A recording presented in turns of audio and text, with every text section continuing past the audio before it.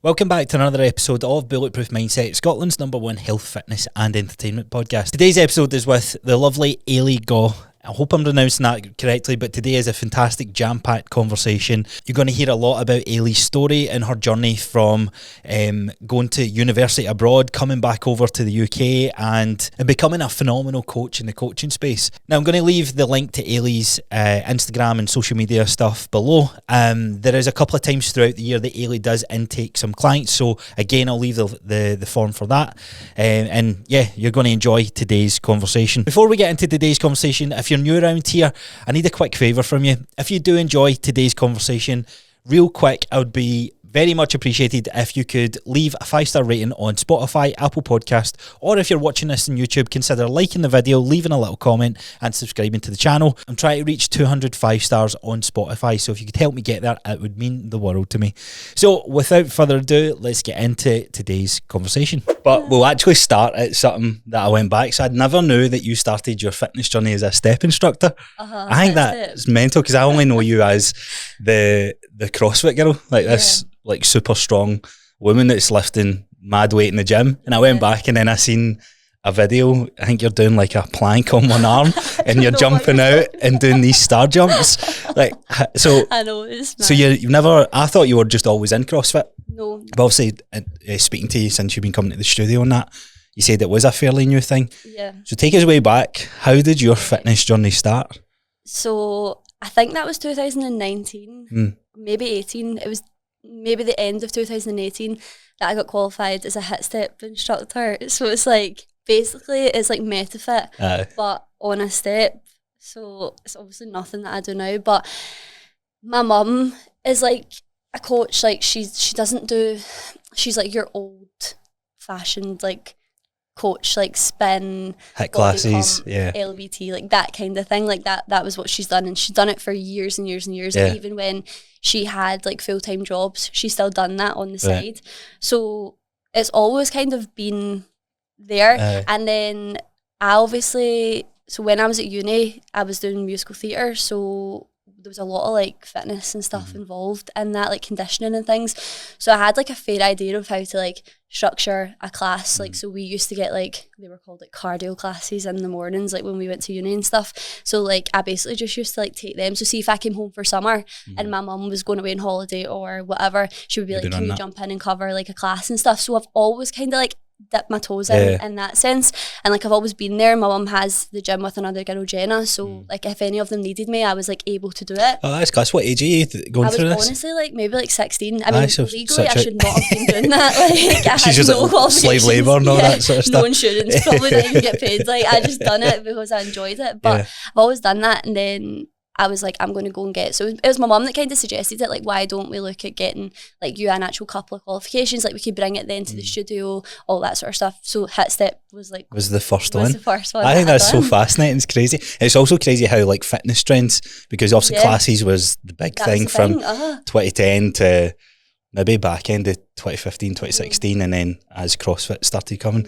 Did you ever see yourself lifting weights at this point? No, never. Was that like, I couldn't even deadlift. You don't touch I it? couldn't do anything. I mean, you would have seen from the video, I was like stick thin. You were I was tiny. You look like your typical like high energy HIIT instructor. Yeah, I was teeny. Like, is it Les Mills and all that? Did you ever go down that route then? Nah, I never went down that route. Like, I actually really got into the HIIT step thing. Like, I loved it. Like, it was just pure 20 minutes of like mental fitness, like jumping about the place. Do you know what I mean? I'd actually love to try it now. Yeah, I think you should definitely do it with your girls when they show up. They're expecting to lift weights and you're like, nah. What's this step box in front of us? I ain't going for it. But yeah, I did enjoy it, but I ended up going down and doing like some like videoing and like promo stuff for them. Like pictures and like, you know how when you do something like that you get like the tracks sent out. So like I started like being the person that was like on the tracks. All right, cool. Me and you know that girl Molly Smith that was in Love Island. Yeah. Her. That is like, so wild. It was so bizarre. So I started doing that, and it kind of, to be honest, that all only fizzled out because lockdown happened. Yeah. Like that was all kind of similar timings, but I kept doing HIIT step, this is hilarious, in lockdown on Zoom. So I had to have like, I had like 40 people in a female class. Joe Wicks and all and that. I'd be like, don't use the step. It's fine, just jump about in your living room.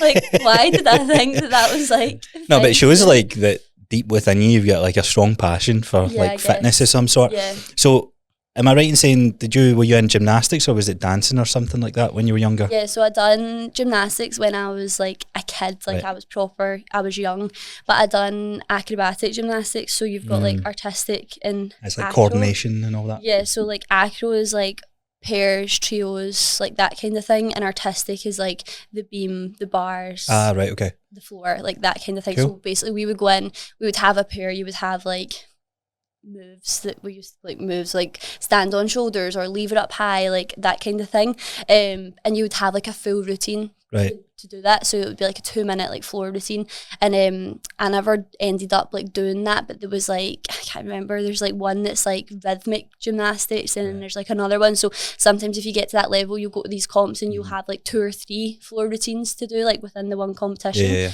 and you would get scored on that. And like, so that was a gymnastics that I done, but I broke my arm when I was like, I don't know, I was young, I was maybe like 8 or 9 or something like that. But it was like a proper bad break, like my elbow just like snapped, so I was like in gymnastics. No, it was in like a soft play area, like I was it like, you just jumping about? Just jumping about, and that obviously like put me off. And I think sometimes when you're a kid, something like that happens and you just get like cold feet, don't you? You just don't go back to it, and it actually annoys me because I'm like, I feel like I could have been good so at much gymnastics. potential, like it's so annoying. I guess like fast forward to like where you are now, like doing the rings and the muscle ups and that, you're like, oh, I've got a wee bug for this again. Literally. But you know what actually does my nut? And everyone always goes, oh, you can only do that in CrossFit because you've done gymnastics. And I'm like, no, it wasn't the same gymnastics. I'm like, guys, give me my hella different, like, massively different. Yeah. We'll come on to CrossFit because it's something that I do want to speak about. But so talk me through your journey then. So you when did you find like dancing first, or is this all influenced through your family and that sort of thing then? Yeah, kind of. So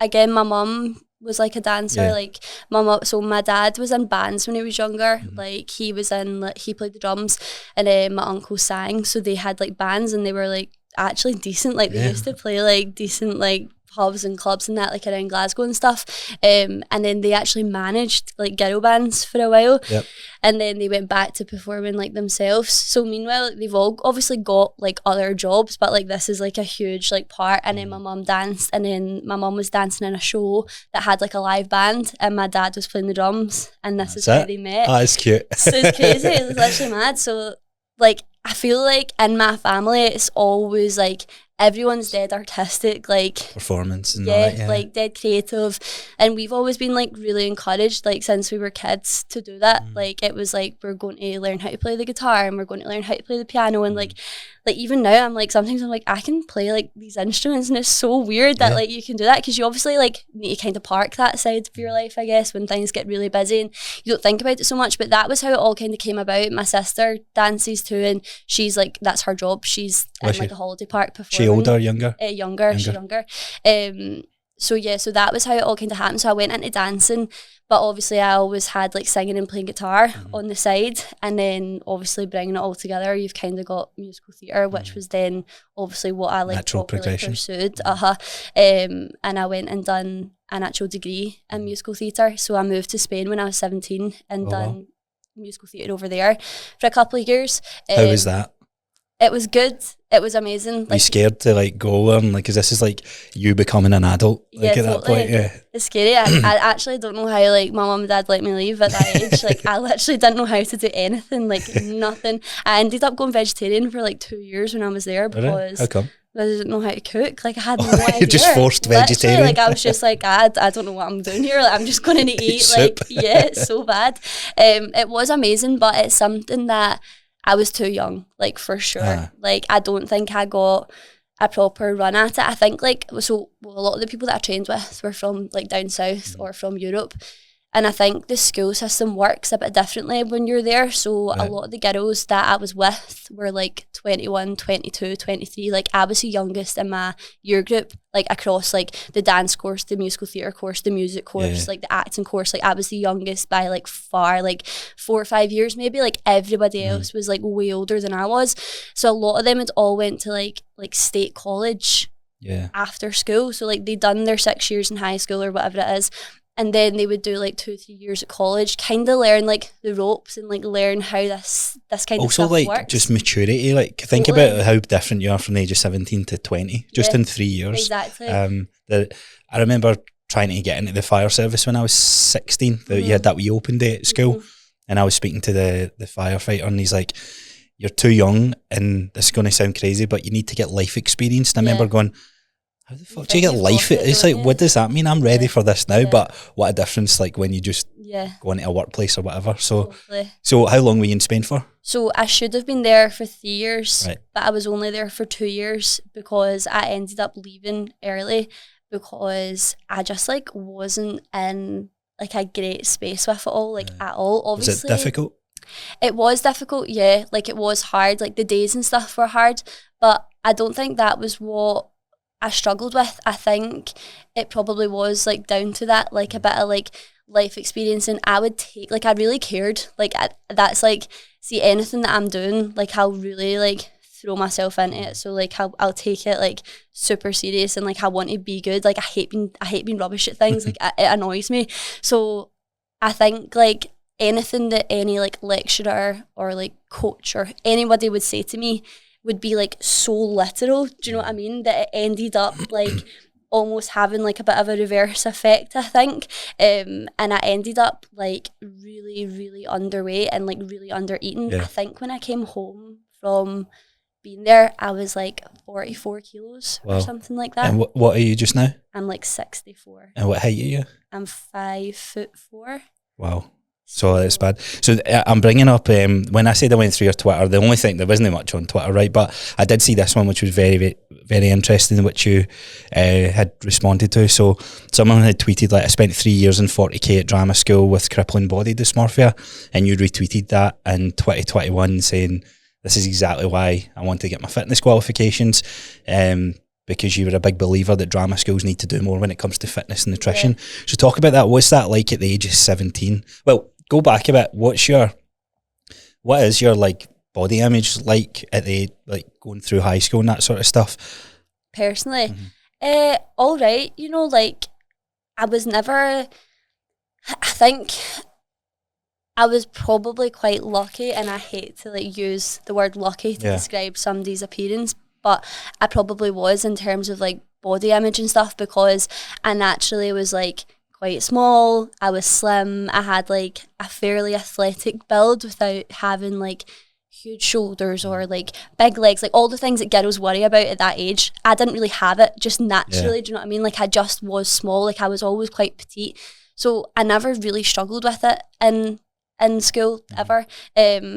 Like getting changed in PE didn't bother me. Like I never have any memories of like picking clothes being that age. If anything, I would maybe have felt like my body was like more childish than like some of my other friends. Like they had boobs and stuff and I maybe didn't. They had a bum and I definitely didn't. But I don't think it really affected me that much, you know. Like, and like when I was in school, I was in like probably a really good place with all that. Like I knew I was fit, I knew I was healthy, and like I was quite happy. And I always say that, like I'm always dead grateful for like my mum in that aspect, because she like right up to like 6 year made our packed lunches, and like we had like a wee snack, and we had this, and we had sandwiches, and how good was life then when everyone was taking care of it? So good. Like literally my mum just done everything for us. Like we'd wake up in the morning, like our cereal would be there, there'd be milk sitting beside it for us to pour. Like she was so good. So like we were kept like really healthy, and I think I like felt that. So my friends, like I would hear the stuff. I actually remember one time, and we went to Magaluf on our 6 year girls holiday,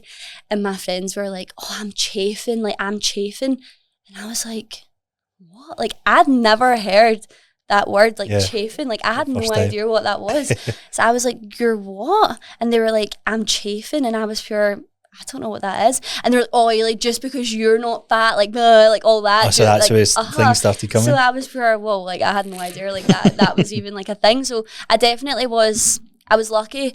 But then I think I probably hadn't felt the pressure of like having to look a certain way either. Like with the people that I was surrounded by and the environment that I found myself in, I never had people commenting on like, you should look like this or you shouldn't look like that. Like that was just never something that I'd experienced, do you know? So like I don't think I actually knew that was even something that you could feel so negatively about. Do you remember like the first time that being like a negative feeling then? So when did that?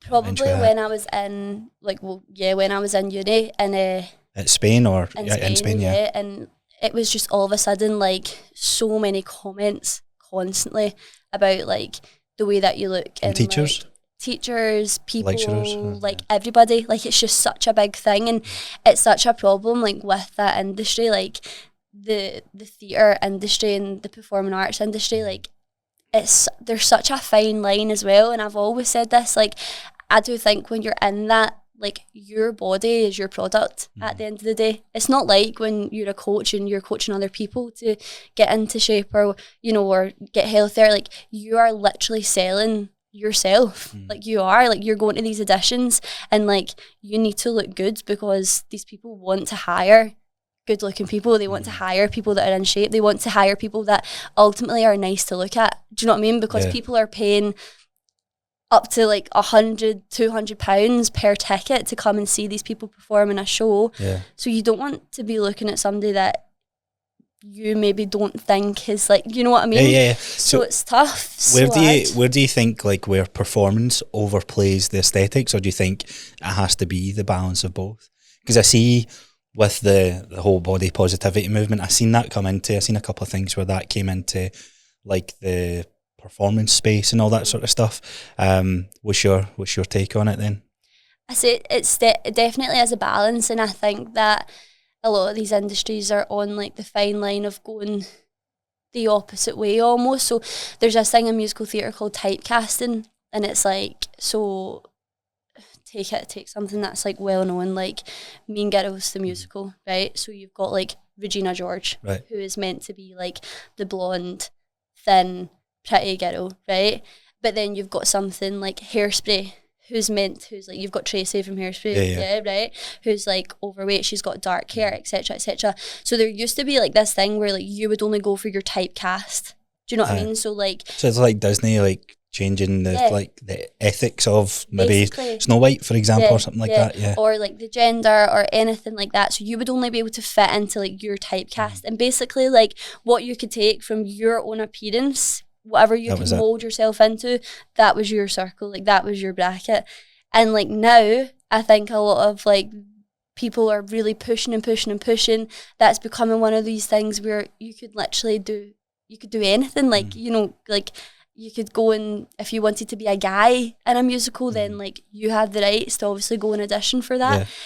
And like part of me is like good, because obviously more opportunity, I don't want anyone to have to like go through like what a lot of us had to go through either. And like I think a lot of like the younger generation coming up and coming into that's great, because they're not going to have that pressure. But at the same time, does theatre like lose its like authenticity a little bit, like when it doesn't have that, like do you know what I mean? Like does that become confusing? Like does it take away from the storyline? If you're watching Mean Girls and Regina George is a boy, I'd be a bit like, what? Like I'm confused. Like do you change the lyrics? Do you change the writing? Do you change the music? Like what happens? I know I don't know what the answer is to either, but you see it and it's like two minds. Like I get it from a, like if you are, like you said, you're in that position where you're forced to go into this or apply for this role because of how you look and your shape, your size and all this sort of thing. But what do you think that would have done if you had more like different opportunities of kind of going through that? Like what was that like for you? Like what roles were you forced into? See, I don't know if like much really would have like changed for me, because I think unless you are like in the mindset, like I almost typecasted myself, and I knew like what roles I would have liked, and I knew what like roles I would have been good at, and I knew at the end of the day like what I had to look like to be in with a chance of like being that person, you know. So, and I don't think like I wouldn't be comfortable doing something that like didn't feel like me, you know. I remember one time and we got cast, and it was a show, and the cast list was it was just bizarre. Like it was like they'd done the opposite. Like it was almost like roles reversal. Have you ever seen the film A Little Princess? No, I can't say I have. No, it's like, if you're, like I have seen Mean Girls and I have seen Hairspray, surprisingly, but I've not seen The Little Princess. Like, by the way, I'm surprised you haven't seen it. I feel like a lot of people have seen it. I wonder if Jill would have seen it. Maybe it's like this story about this wee girl, and she's like she basically becomes an orphan. She's in like a girl's home, and there's like this pure scary teacher. It's kind of like Annie, but it's like English. Oh, I was going to say, right? I was like, right.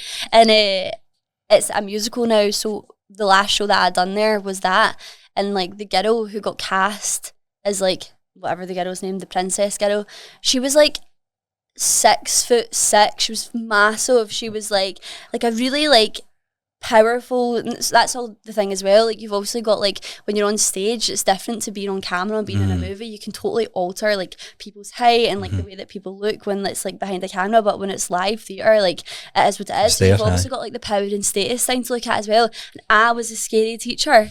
So, like, I was just like, what? Like, who cast this? Like, this is insane, right? And it was as if they'd actually done that, like, on purpose. Yeah. So, like, I'm then trying to portray this, like, aggressive, like, scary female, and I'm, like, looking up at this girl, like, trying to, like, point just at her. Not natural at all. Kid. I'm just like, this is so bizarre. Do you know what I mean? So I was dead uncomfortable. So I think even if it was different for, like, me doing it and me being there, I don't think it would have made much of a difference. No, it just is one of those things. But yeah, that's really interesting. What was your dream then, going, like, when you were younger? Was it to do that as a full-time job? Yeah, so I wanted to go onto cruise ships and, like, be on cruises. So so a lot of, like, good, like, cruise companies now, like, they'll have, like, full scale, like, West End, like, Broadway productions, like the costume, like, all that sort of stuff. And it's, like, not like, you know, if you sometimes go, like, on holiday and there's performers and everyone kind of, like, ignores them, they get a bit, like, disrespected sometimes. Like, it's not like that. Like, people will properly go and, like, really, like, what, engage, like, the same way that you would have, like, an audience in London. It's the exact same idea. So that was what I wanted to do that. Where did it start, or was there any realisation where it started to change and that wasn't going to be something that you pursue? Yeah, probably, like, the second half of my second year in uni. I'd also so I'd just started going out with my, like, ex-boyfriend at this point. And, like, a lot of people, like, still, like, got, like, family that, not, like, my, like, immediate family, but, like, family and people who were there who blame that. And I'm like, it had nothing to do with that. It was the fact that, like, mentally, like, I couldn't carry on with, like, the where I was and, like, what I was doing at that point. Like, we had no help, like, and that's the thing. Like I said earlier, like, your body is, like, literally your product when you're doing that. And we were going in for days, so we would have, like, conditioning or whatever, like, bodycon they used to call it, in the morning, so, like, 8 to, like, 9, and then we would have, like, maybe 2 hours of ballet, and then we would have, like, a quick break, and then we would have, like, jazz, and then we would have acting through song, then we would have acting, then we would have individual singing lessons, and this would literally go from, like, 9 until 5 o'clock, and then if we were in, like, show season, we would have rehearsals from 5 until 9 p.m. Wow. So that is literally 8 a.m. till 9 p.m. Plus we didn't have cars, so we either ran, walked, or cycled to college, and then we would obviously come home, and that was your day. And we had, like, no support, like, on nutritionally, like, how you should be feeling, days like that, like, recovery, rehab, nothing. Like, but you're kicking yourself, kind of going back and going, wow, it's insane. How did I survive that? No, literally, right? So I said, I was actually telling somebody about this, like, not that long ago, when I was there, like, so in the morning, this is how, like, paranoid I was, right? So in the morning I would get up and I would literally have, like a cup of green tea or something like that, right? Paranoid about gaining weight. Oh, really? Right, so is this where the obsession started to become? So I would have, like, green tea or something like that in the morning, and then as I either ran or cycled to uni, I would have a banana, right? But I would, like, have to be moving, like, whilst I would be thinking eating you're burning it. Yeah, right? Then I would get there, I would do, like, the first few hours, I would have maybe, like, a cereal bar or something like that, like, to try and get me through, like, that, like, morning till lunchtime.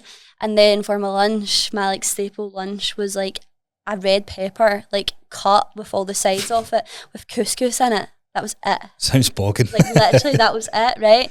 Then I would go home and I would have, like, scrambled eggs and, like, a square of dark chocolate. So the first bit of protein getting in you at that point. And that was literally, like, my day. I don't even think it would have been up to 1,000 calories. And then I remember one time... Be malnourished, like, if you think about the nutrient side of things as well. Yeah, totally. I remember one time, like, my friends were around and it had been, like, a pure hard week and we'd had, like, show rehearsals and all that sort of stuff. And it was a Friday night and there was, like, a wee... Like, the Spanish co-op was, like, beside us, right? And we all went and got pizzas. and like we all ate them or whatever, and I was in the kitchen, we were in my apartment, and I was like tidying it up, and I didn't really know, like this also like is crazy to me, like I had no concept back then of like what a calorie is. Like I never understood, like I had no idea like how much I should be eating, how much I shouldn't be eating, didn't have my fitness pal, nothing like that. And I always think like a lot of people's obsession starts when they get that, and they get that understanding, and I'm like, that all happened like way before like I even knew what any of that was. And we had these pizzas, and like I looked on the back, and it was like per pizza, like, I don't know, 1,800 calories or something like that. And like I didn't understand, but I kind of thought I understood. And I was like horrified, and I went to the toilet and stuck my fingers down my throat. And I was sick, and I was just like, nah, like this is like too far, like I cannot believe that like this is like me, like going from somebody who was like dead healthy, like always, like people would always comment like, oh my god, you can really eat, like all that sort of stuff, to then being that person who was like sticking my fingers down my throat like after I'd ate a pizza. I just thought, this is ridiculous, like this isn't me, do you know what I mean? And that was kind of it for me. I was like, I need to come home, like this just isn't right. Was so I know you never had any support from like the structure and that, but what was like your social circle like when you were over in Spain? So I had like girls that I lived with, and we all kind of like obviously went to uni and stuff together, and it was good. Like I still keep in touch with like some of the girls, like which is nice. But I think everyone's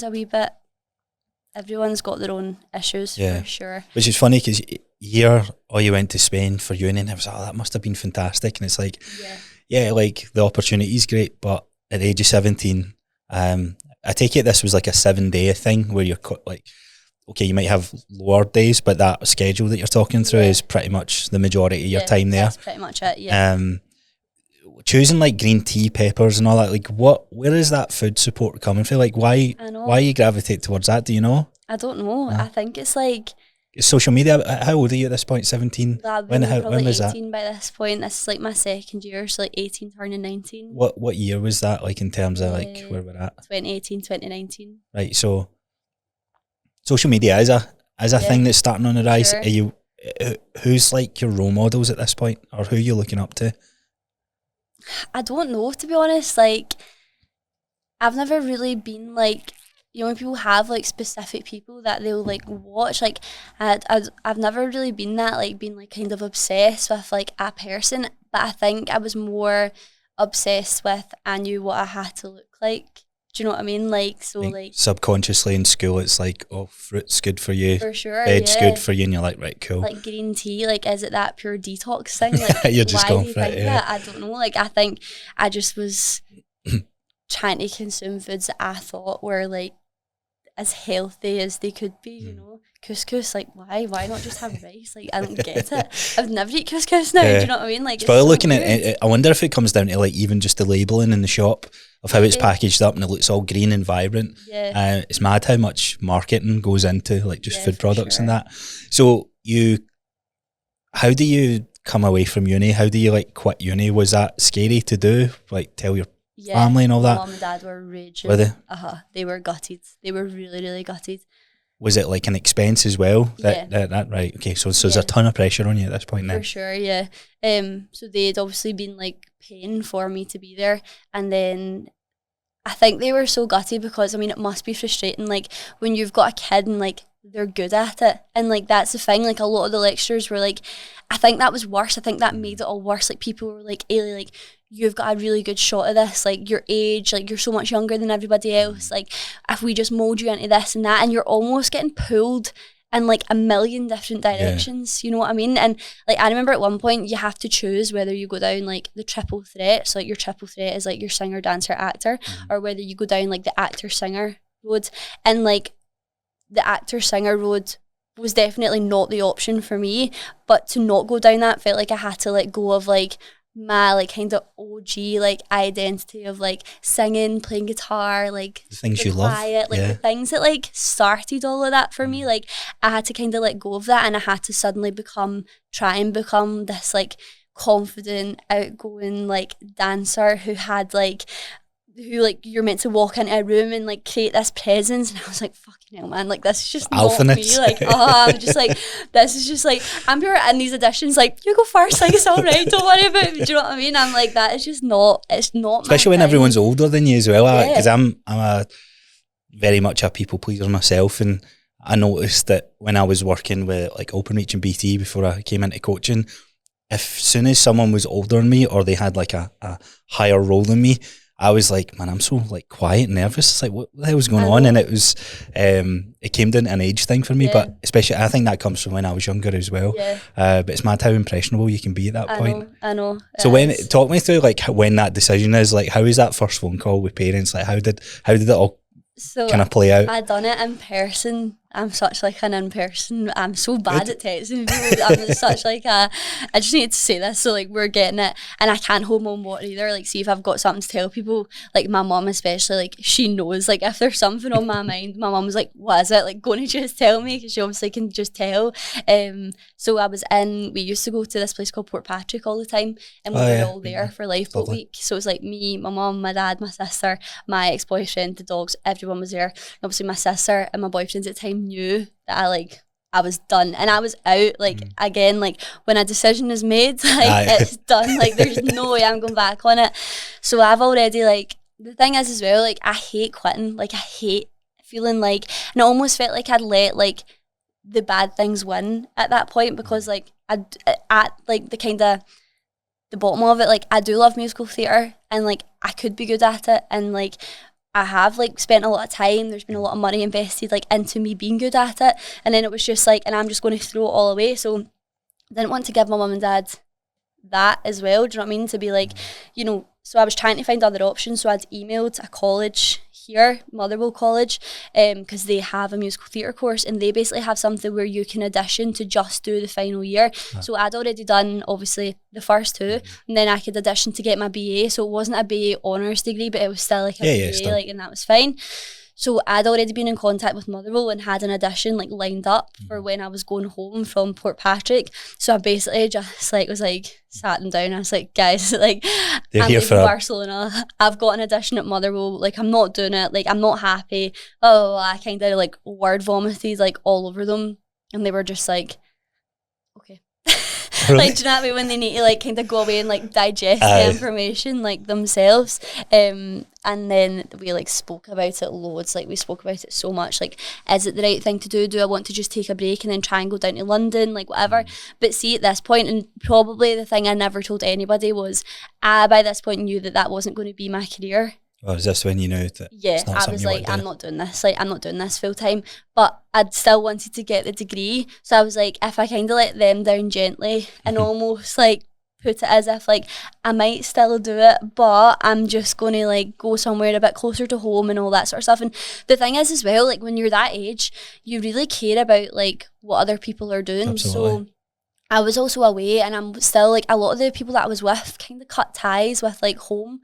And sometimes I think to really settle somewhere else, you have to do that. Like I always wonder, like people that like move to these places, like to really feel like that is home, I feel like you have to forget a lot of like your old home, and I never done that. Like I was still in like all the group chats, like all the nights out, I was still getting put in group chats just in case I could maybe make it home, like, and I was still so connected to here. So I was also then watching like all my friends pass their driving tests, like go on these holidays, like get better jobs, like start getting paid more so that they could do this, and then I'm over there, I still can't drive, I'm like miles away from like my boyfriend at the point, I'm so far away from my family, I've got FOMO like every single weekend because I'm watching all my friends like even just hanging about with each other, like I know it's massive, it's hard, and then I'm still relying financially fully on my mum and dad, like you get no bursary, no, do you not get anything? There's no funding because you're in the EU, so there's nothing, so I'm like fully relying on them. I was living off like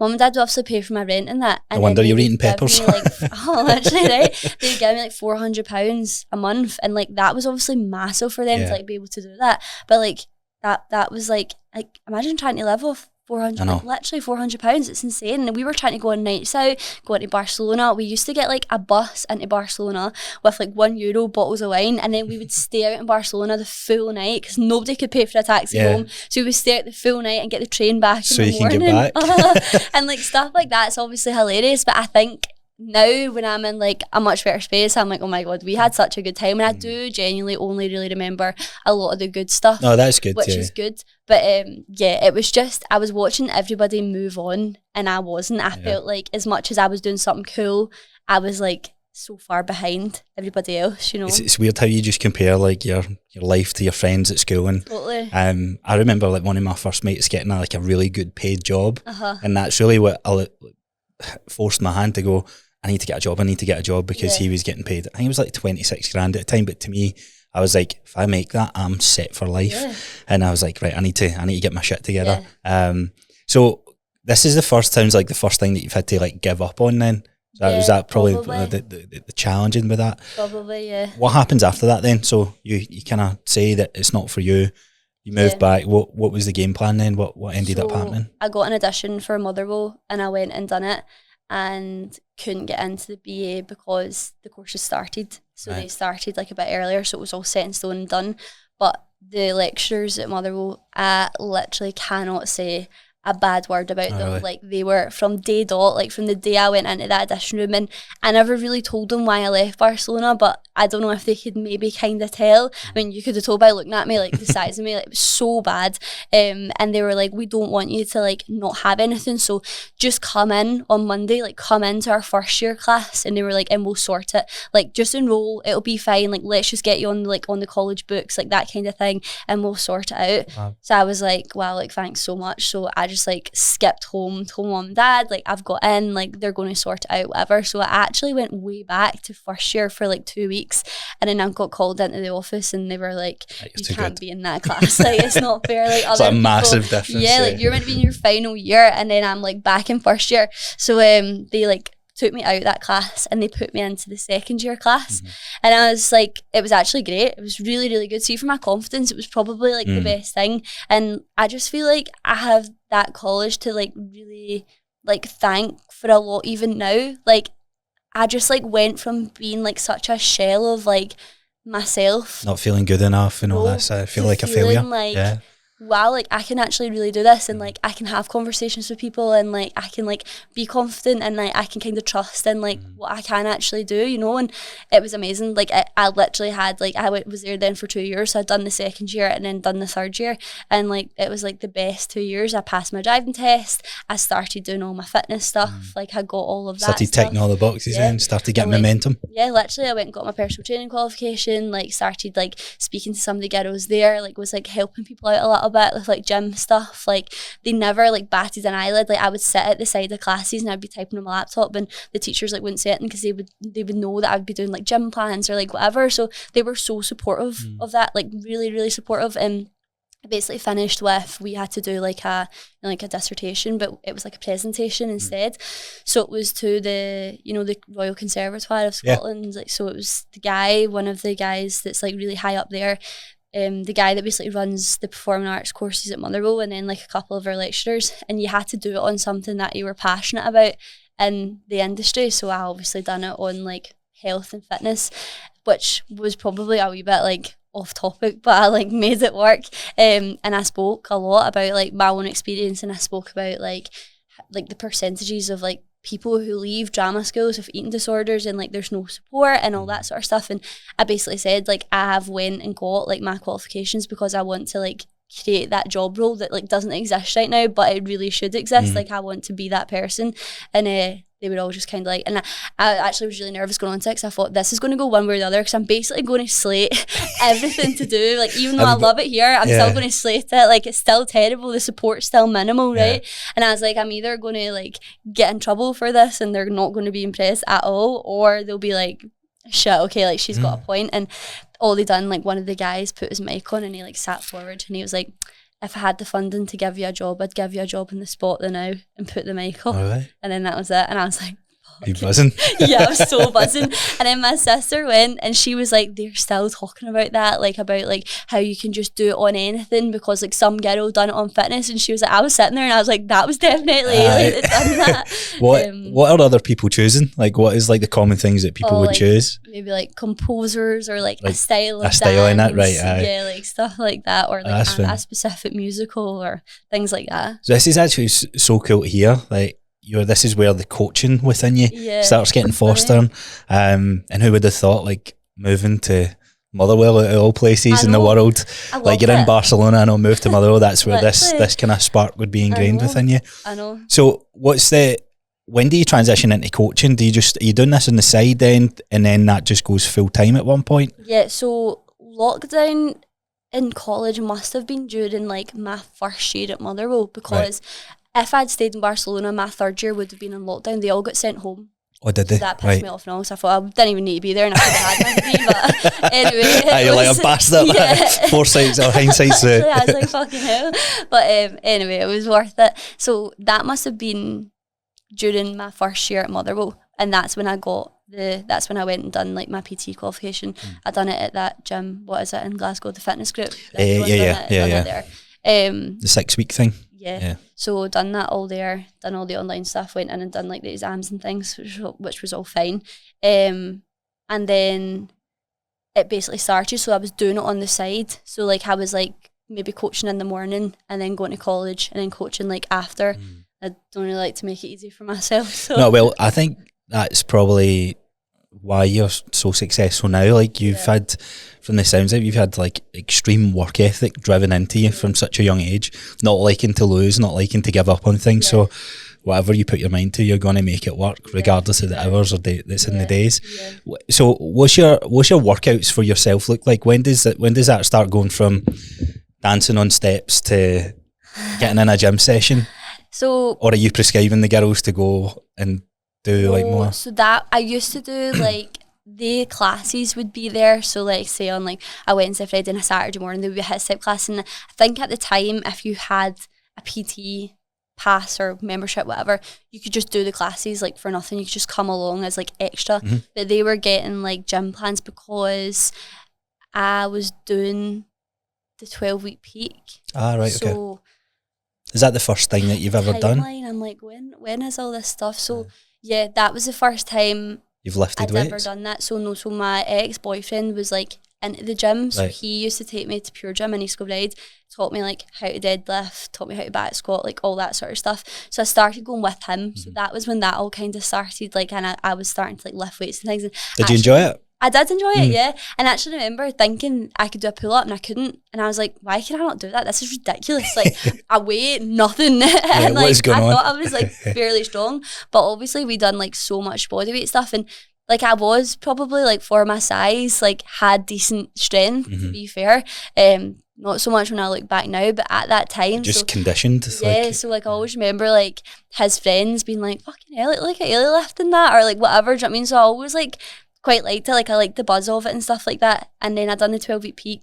In hindsight, that was so dumb because I think it should be doing the opposite of the 12-week peak. There's a body dysmorphia deep within there that's going to come out a wee bit. Yeah. Right, but it was actually fine and I enjoyed it, and I didn't really do it as such. Like I was still like, not the way I would do something like that now. I mean, I was still like drinking and going out and eating out, and maybe done it Monday to Friday and then patched out the weekends, but I still enjoyed it. Yeah. I was in good shape. First time you had structure then? Yeah, First time like, here's your plan, here's your weights, do this. And like the accountability as well, like people like messaging and checking and like everybody doing it. Who's your coach at this point? So I just said David Owen. I'm trying to think, like, I don't know if they had like set coaches at this point. Really it was like on? When Chantel and Laura were the female coaches. Right, okay. So I think we had a group chat with the girls, and like because it was obviously like small the first year that we done it.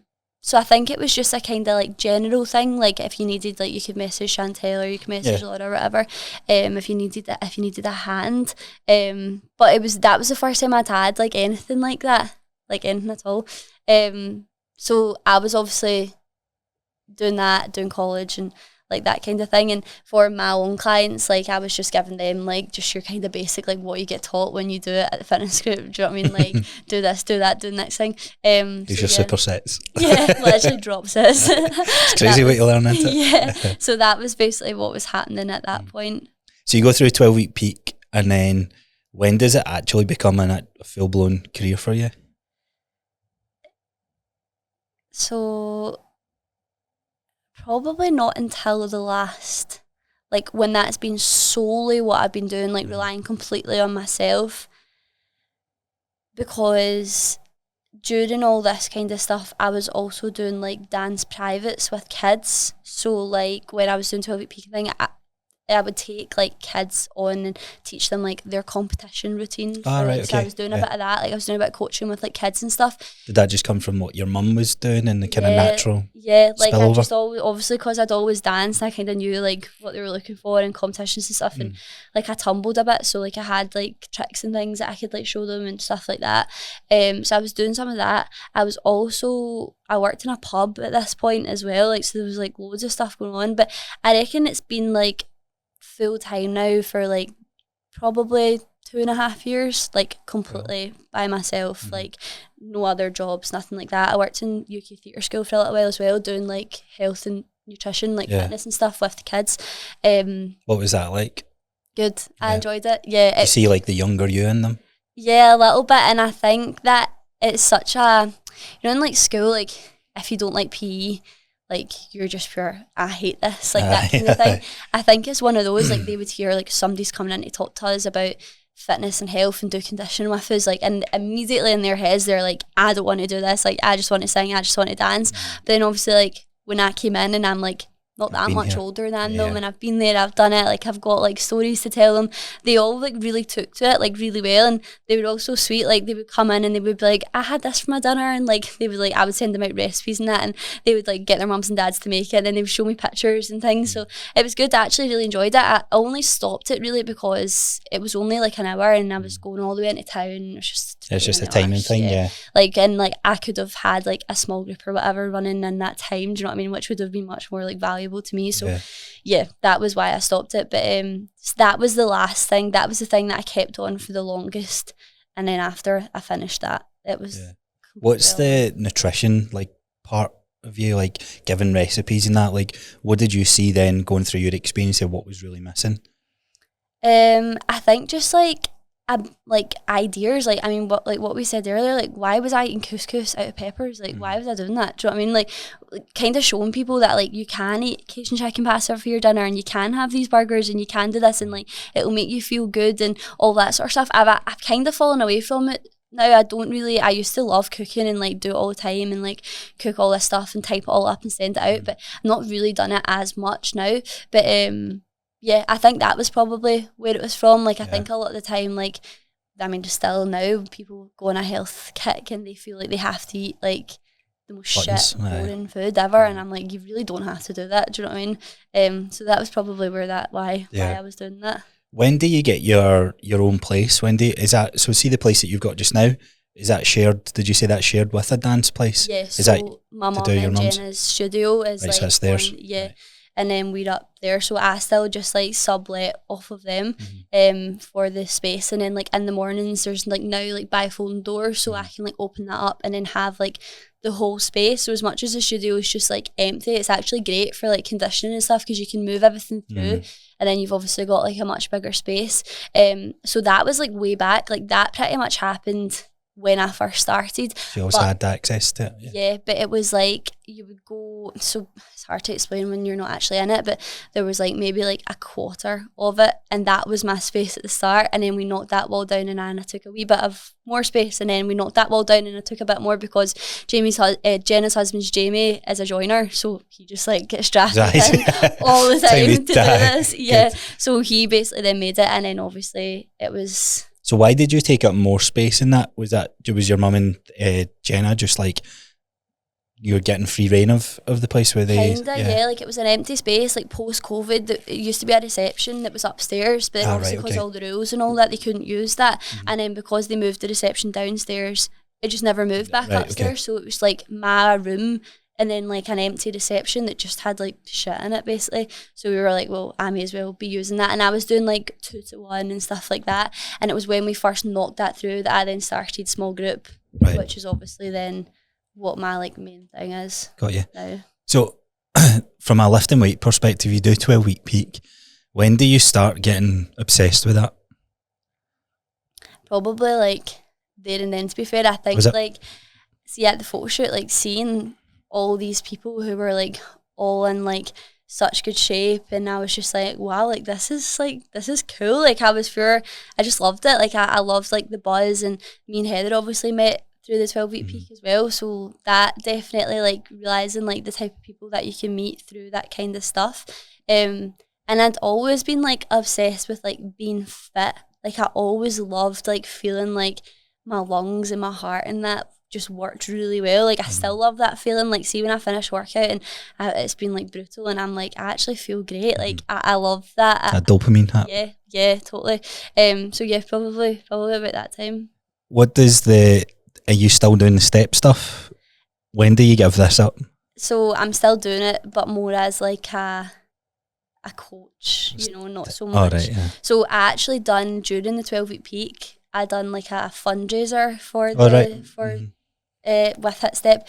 So at this point, my dad had been diagnosed with bowel cancer, so I was doing like a 24 hit steps in 24 hours. So it was like every hour on the hour, I would do like a half-hour hit step track. To be fair, I'm never doing that again. It was horrific. Like I don't even know if I could do it now. Horrendous. Like I actually remember it was like 5 a.m, so I was going live on Facebook like every single time. So there's obviously people coming, like the gym was just open. But I was doing the first like 3 classes and the last 3 classes outside because this was still like kind of COVID-y times. So like people couldn't all be in or whatever. And I remember like I was in the toilet on like the 5 a.m. class, right? And I was sitting there and I could hear people coming in. It was maybe like 4:45 or something, and I was crying my eyes out. I was just sitting in the toilet like, I cannot believe, I think I was going till like 12 o'clock and I'm like, I can't believe I still have like 6 of these to do. People were coming in like, how are you holding up? Like, do you know what I mean? People are just concerned and I'm just like, oh, like literally like I can't deal. And like somebody put out like a plea on Facebook, like, will somebody please come? Like I had like no like sports masseuse, nothing like that. Really? I was eating Greg's like cheese and onion steak bakes, like to fuel you. What are they called? Is it a cheese and onion steak bake? Is that what it is? Eating them to like fuel these hit step sessions. Like people are bringing in like rolls and sausages and all that, and I'm like, oh my god, see if I was going to do something like that now, it would be you do so something different, like with the muscle knowledge. ups on there or something like that, wrinkle up. I know, literally, but I'm like, wow. But yeah, so I done that, and then I never done like personally done a hit step after that. That was it. I was done. How was the fundraiser in total then? Was it did you raise a good bit of money? Yeah, we raised like, I think it was like 16 grand in the end. It was like, it was huge, and it was actually great to be fair. Like the last class, like so many people turned up and they were all out in the big car park and like loads of people done it with me, and then like I finished it, and obviously like I hate a fuss. Like, see when everyone's like, you know, when you react about something, right, and then everyone's like waiting for your reaction. I hate that, right? So I just finished it and I just like sat down on a step like that. It's like I want everyone to go away. And my mum came over and she like grabbed my arm. She was doing all this, like wave my arm, and I was just like, oh my god, like, I'm so mad. Which is weird because you love the performance and all that sort of stuff. It's so weird. I was just like so mad. I was like, I literally can't with this. How is your dad's health now? So he passed away in September recently.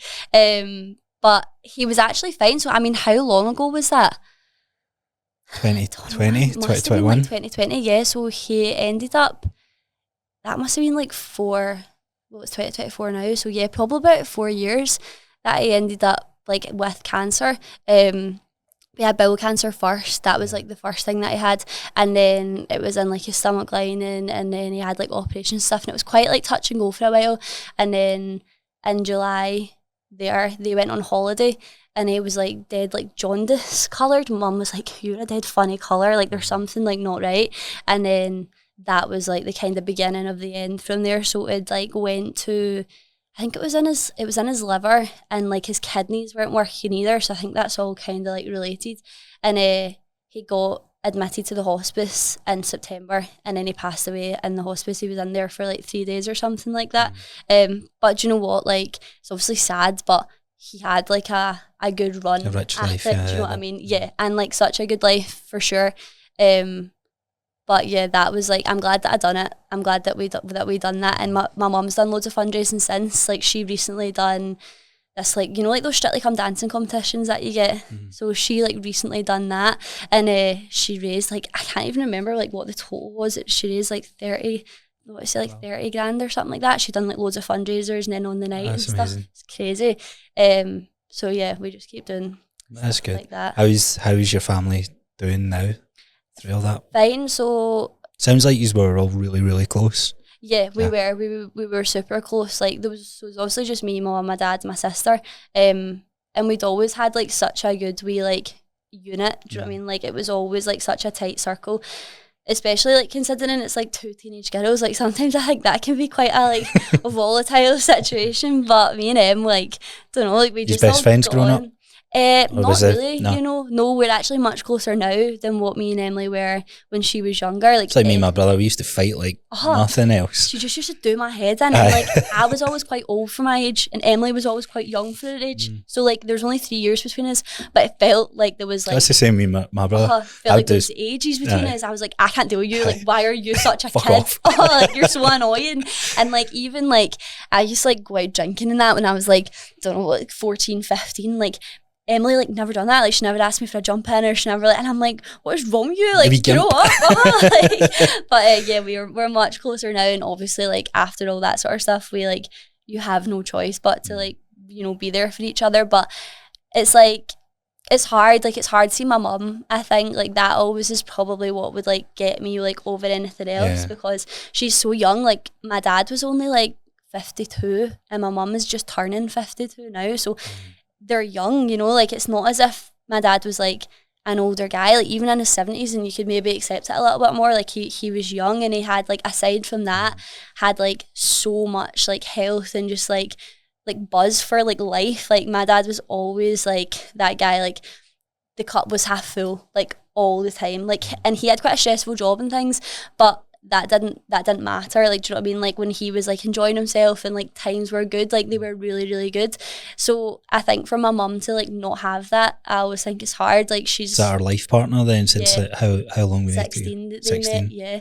Wow. So it's literally, and like since then they've just been together, like got a house, had me, had Emily, and that's just been it. So it's hard because I think like she's had quite a lot taken away from her, you know, like who's she meant to like retire with, and who does she go on holiday with, and all that sort of stuff. And then a lot of that obviously naturally falls on to me and Emily, which can be tough too, I think. You know, like I'm always like worried about like, I don't want to leave my mum, or I don't want to like, you know, be away for too long, or even going on holiday and stuff. This will be the first time I went away for like a long period of time, and my sister, because her job like doesn't live at home just now. So it's things that like a lot of other people my age probably don't really need to think about, you know, that you do have to consider, because well, you just do. You would not consider it. Do you live at home with your mum just now still? Yeah. So that will probably be extremely. Yeah.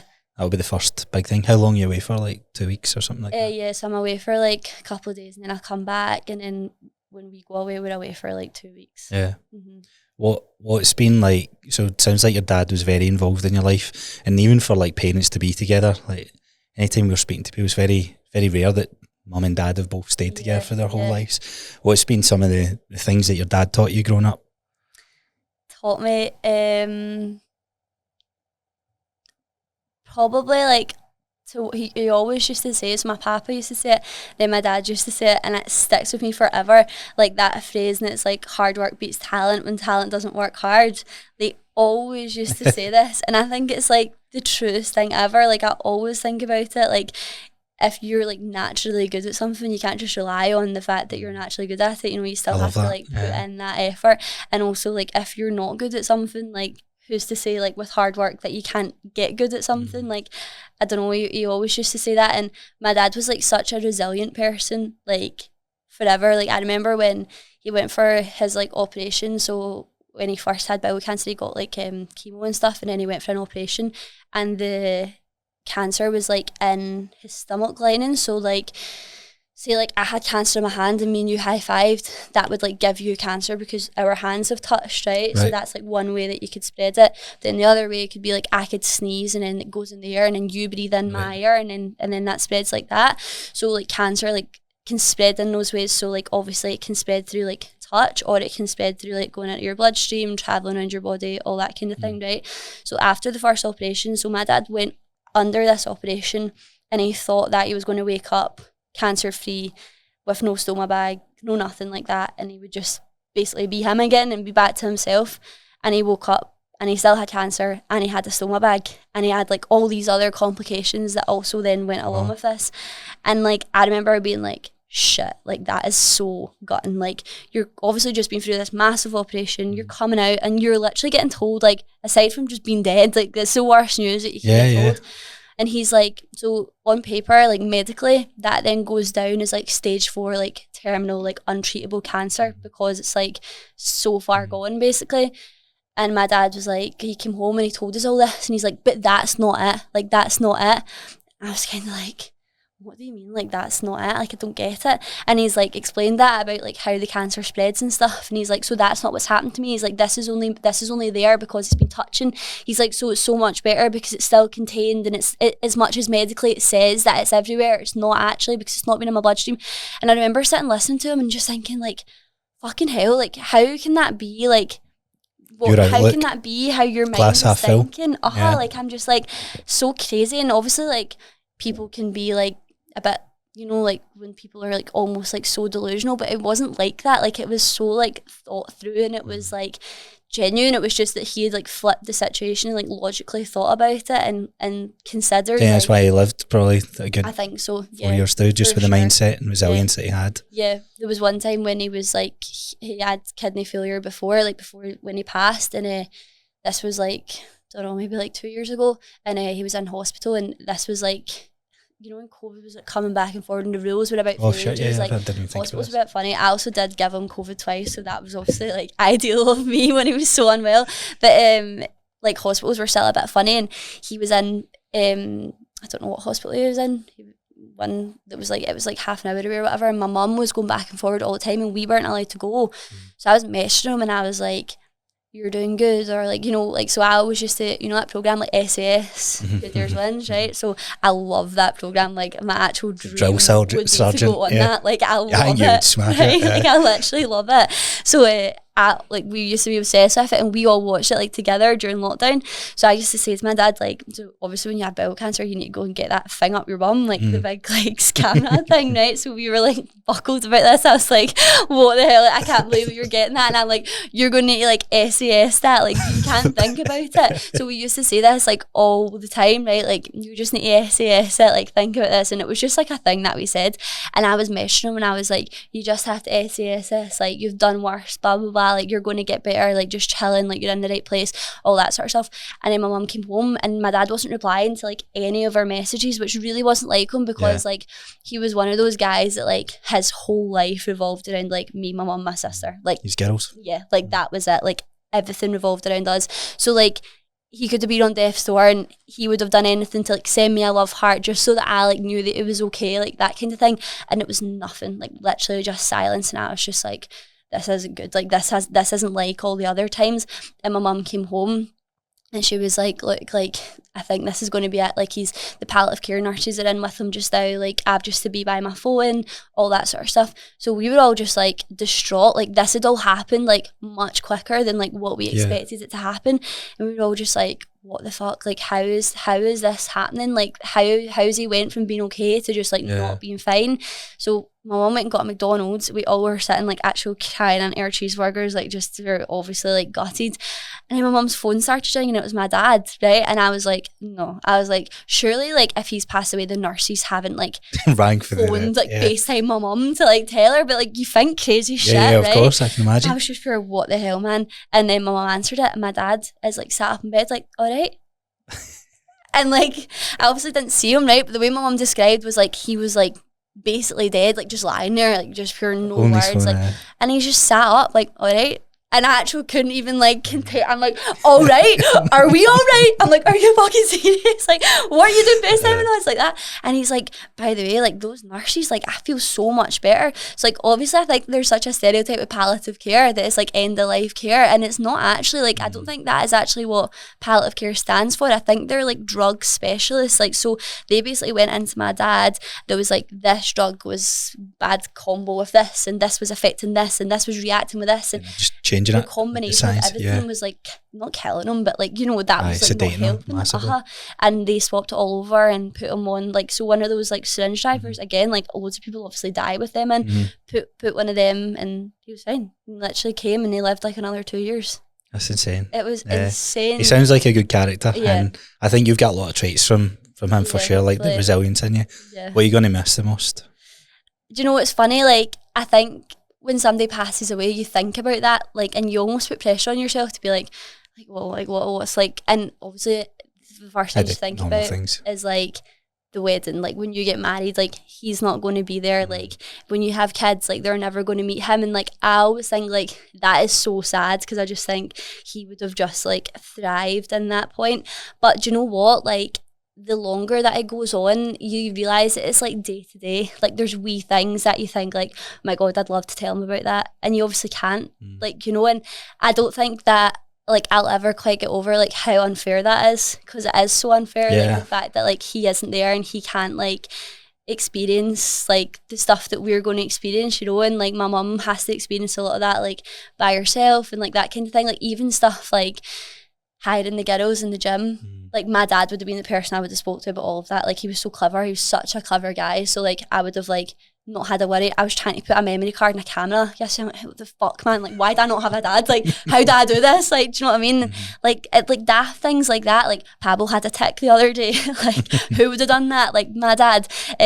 So it's actually the tiny little things I think that you miss, that you don't even realise, because you take so much for granted. No, like, I know. Humans take so much for sure. I was just going to ask you, has it made you realise your own mortality, and like kind of what have you kind of done over the last 6 months that you can never, like, is that like opened up a different thought process, like hiring the girls, like living life to its absolute fullest? Yeah, for sure. Like I think I'm like really different since like that all happened.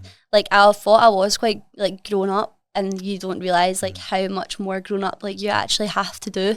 And like I just think, one, like just being a bit more grateful like for everything. Do you know what I mean? Like you're having a bad day, but your day could be a hell of a lot worse, and I think it's so difficult to like flip yourself out of that mindset sometimes, and until you actually think about it on like a bit of like a deeper level, and being grateful for the people around you, because literally like 1 minute they're there and then the next minute they could just quite easily not be there, you know. And like my mum, like as much as she does my head in sometimes, like my world like literally like revolves around her sometimes. I just think like we are so lucky that like we have you as well, and like she hasn't like crumbled with the whole thing, which like she so easily could have, you know. Like she was left to suddenly like have to deal with like even things like all the stuff with the house, the cars, like everything. Was he still working? Like was he still like in an employed role? What was that? So he was like a director of a like IT company. So some of the like legal really stuff off that. Involved in his work, and so all the legalities that come with that is crazy, and that's like all like my mum just had to do that, you know. So I just think like I don't think anything has changed in the sense of I do this every day because I think about my dad, but I think as a person, when you experience something like that, I feel like you become a much more like mellow, like centered person in a way. Small things, you'll have angry days and they piss you off, but for sure, it's like, you know what, life's actually, I'm breathing, I'm good, my health's good. Exactly. And like that things, like I'm not really the type of person to like hit the roof about something anyway. Like, you know, if people are quite like they see red, and I can get angry, particularly if it was something to do with like my mum or my sister, but like that, like you said, like you just appreciate like living day to day, and also appreciate your health. Like I spoke about this before, but like my dad would have done anything at the end to like be able to get up and take the dogs a walk up the hill. Do you know what I mean? And I can't be arsed doing that all the time, but I think like, do you know what, like that wee thought in your maybe one day that I won't actually be able to do that. And obviously you can't think that about everything, but I think it's nice to have that like reality check sometimes of like you're actually really, really lucky. And like I look at people who like their families are still like all good, they've got their mums and dads, they've maybe even got grands and grandpas, and I just think like I appreciate that like majorly, because you just don't know, like you literally just don't know the day. It's the one thing that's going to hit us all at some point. So speaking about it, like health then, so your dad's going through this from like 2020 2021 through your journey where you're at now. Where does CrossFit come into play? Like when does that evolve after, like from a training perspective? So I've been doing CrossFit. It's not been 3 full years yet, and my induction was in September, so it'll be coming up for 3 years that I've done my CrossFit induction. So pretty much in the deep time, of it. Yeah, like that's like that. So you done 12-week peak, and I was like, right, This was good. I'm wondering if it was that September that I finished 12-week peak, or if there was a year between that. I don't know. I'd be able to tell from my Instagram and stuff, but So where was the appeal at this sort of like to go into it? Like what's going through your mind? One of my ex-boyfriend's friends who now does like loads of like media stuff, he used to say Mark? to me, Mark, right, okay. right? Yeah. So Mark used to say to me all the time, like, Eilidh, you would be really good at CrossFit. Like, you're into the gym, like, you're fit, you're good at gymnastics, like, you would be into it. Because I used to, like, I've always been like handstand walk and like all that sort of stuff, right? And I wanted to do it like way back, but it's obviously CrossFit is like expensive, man. Like, it's so So talk me through the price, because I'm a novice to all this, and if I'm being truthful, like, it is something that I want to try and dip my toe into over the next couple of years. I'm at the stage now, done every sort of training, and it's the one I've kind of frowned upon for a long period of time. I'm like, come on, get a grip. Just like, do it. Just fucking get in about it. So talk me through, like, what is the expense then with CrossFit? How does it work different? You have to pay for your inductions, which I think was what put me off, because you have to pay for like 2 inductions, because you have to do like your fundamentals, obviously. And I mean, it's not actually like that. I think you're maybe like 75 for the 2 of them or something like that. I don't know what the standard is. What does it entail? So that's like somebody will take you in, go through like deadlift, back squat, basically assess how you move, and then I think from there they then take you through like whatever they feel like they have to kind of take you through. So, category. Yeah, so I'm not really sure like what their like check box or whatever it is for it, but when I done it, like I remember like, so my friend Johnny, who's now like one of my best friends, took me for my induction, which is so funny. But I remember he made me like back squat, he made me deadlift, I think he made me overhead press, and then in like the second one we went through like cleans with the barbell, obviously not like in depth, but just so you have an idea of what they are. I don't think we done snatching, and we like hung from the gymnastics bars, done like a little bit of kipping, like that kind of thing. And then they put you through like a wee bit of fitness. I think it's like a kind of assessment, like, you know, see where you're at, like you get to kind of dip your toes in the water a little bit with it. So you never done it initially. When did you go for fuck it, I'm gonna give it a try then? So, and that was in the September. But from why? So you initially never done it, and then was it just everyone's like, here, you're going to be really good at this? Yeah, I was just like, right, okay, like, fuck it, I'll give it a try. Yeah, and like I can afford it now. Like I'm just going to do it, and then that was it. That was history. Yeah, I literally love it. Like, I actually love it so much. So talk me through like the actual CrossFit journey of yourself then, because you've had it sounds like you've kind of hit the ground running with it, and people were right, like you've took a right shine to it. So when I started, I obviously just done like all the classes and stuff, and they have the CrossFit Open, which is every February ish, and I'd done the first Open, and like one of the workouts was like an absolute belter for me. Like it was just by chance. It was so good. It was like dumbbell snatches, wall walks, and box jumps. So like obviously wall walks like are like when you walk up the wall in your handstand, and I just like flew through it, and I got like a really good score, and I was like, nah, that was some buzz, man. Like I was like, who's this girl? Who just came straight in at the top. I literally loved that. And then the next workout was like deadlifts and burpees. So at this point, it was a 70 kilo deadlift was like your RX weight, and I was like, oh my god, like I don't know if I can do this, like I don't even know if I can deadlift 70 kilos for that much, like what the hell. Like, had you ever lifted heavy at this point? Not that heavy, no, right. No, not that heavy. And I still do have like an ongoing, like, so I have bulging discs in my lower back, so they obviously can sometimes like flare up, so I've always been a wee bit like nervous about it. That all happened when I was like dancing and things, and I obviously manage it well now, but like at that point I wasn't really so sure, so I was very like nervous and like edgy. Then the next workout was like double unders, barbell thrusters, pull-ups, then the same thing but chest to bar, and the same thing but bar muscle ups. So the Open got progressively worse for me that year, but it tends to do that, like they tend to get a little bit harder like as the workouts go. And I remember on the last workout, like I finished, so I had like, I don't know, it was maybe like, say it was a 40-minute time cap. I finished the first part in like 7 minutes, and then literally stood underneath the barbell trying to get underneath the rig, trying to get one chest to bar for the whole workout. Didn't get one. Didn't get a single rep. Literally just stood there, just and humbled. I was like, wow. But then like I love that. Like I don't find that like embarrassing or you feel like it's in your head, it's like, right, I'm like, I need to get this now. Yeah, like I'm going to get 20 chest to bar the next time I do it. Do you know what I mean? Like, and I think you need to have that with CrossFit. I think a lot of people, particularly people who have already got loads of experience, go in and then they can't do a lot of the stuff, just give up. And they're like, why can I not do this? And they chuck the towel in and that's it, and they leave it. Like, why should you be able to do any of that stuff? Like, why do you feel entitled that you should be able to do that? Like, you've not done never trained like that.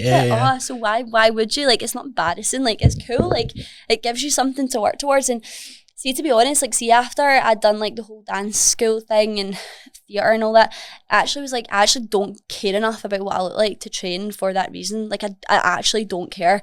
Like, I can't be bothered with it. I hate waking up in the morning and worried about like what I'm going to look like or like anything like that. I'm so over it. Like, it's just way past that was going to it. be like the next question. So you do like a 12-week peak, which is again tapping into that body image sort of thing, and then when you do CrossFit, is it like, wow, this isn't actually on how I look anymore? It's literally on, can I do that exercise? Can I do this? For sure. And I think that little shift done enough to solve that then. Yeah. And it's like ticking boxes as well. Like, I can't bar muscle up, and then like the buzz of getting your first bar muscle up, you're just sure, what the hell? What a buzz. That was so good.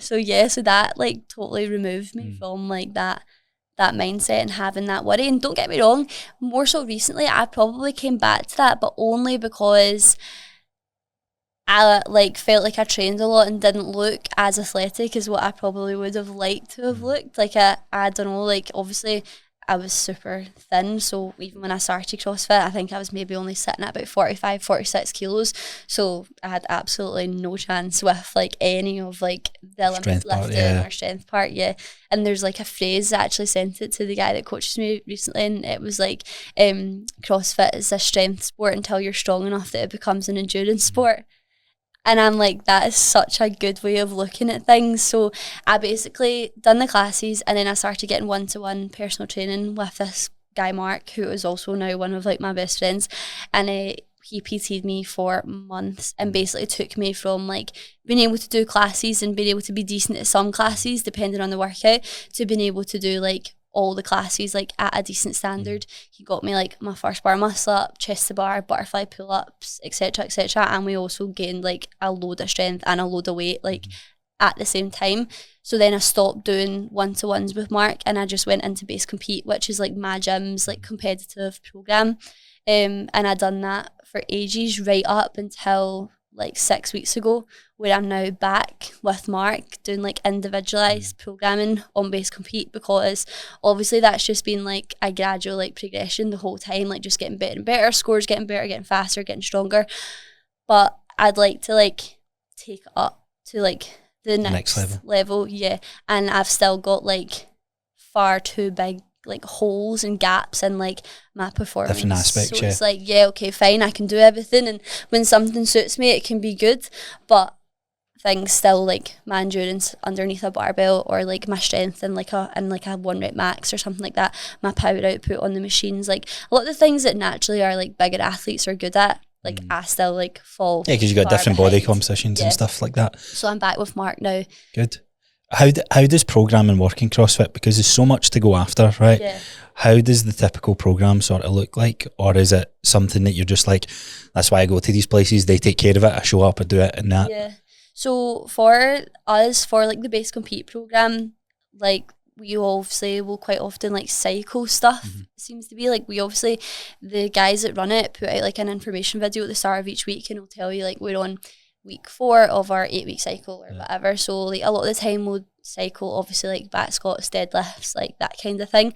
Bench press, like your kind of fundamentals, like there's a lot of that that's still kept, particularly like obviously the seasons kind of change in CrossFit. So like for now, like for most people the CrossFit season's like done, unless you're going to like the games or whatever, like the actual like official season is finished. So a lot of people are like in like a proper like building phase now, so like there's a lot of bodybuilding, and then as it gets closer to the open, a lot of the time like we'll get much more like competition, like open style efficiency, workouts, endurance, and so like it kind of works like that. Like you do the open, do quarterfinals, some people do semi-finals, then obviously some people go to the games, and like when your time is kind of up on that timeline, you like readdress and you're like, okay, like where was my weaknesses? What's bad here? Like what's still holding me back? And then you spend like a shitload of time, basically the rest of the year, working on that, and then like Christmas is done, and then it's like open season, and then it goes. Get ready for it. Yeah. So what's your goal with it? So what happened this year, and what's your goal with it next year? So this year. So this was my third open. So actually don't know if my scores are there. The first year that I done it in the open, I was in like the 74th percentile. And then the second year I done it, I was in the 90th percentile. And then this year there, I finished in the 95th percentile.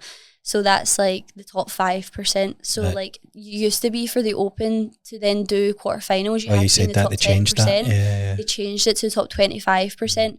So like my goal the first year was nothing, just do it. My goal the second year was like, let's try and get to quarters, because that'd be pretty cool. Like second year in and you get to quarterfinals, it's only the top 10% of the world. Like that's pretty good achievement. So that was my thing. So then obviously this year I wanted to do quarters, but like be better basically.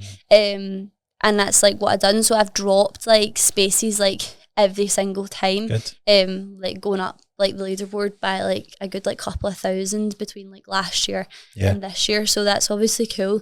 Next year I think just another year of like the same, like anyone you want to beat in your own unit or in Scotland? Is there any? Yeah, for sure. Is there like, a few bits of friendly competition?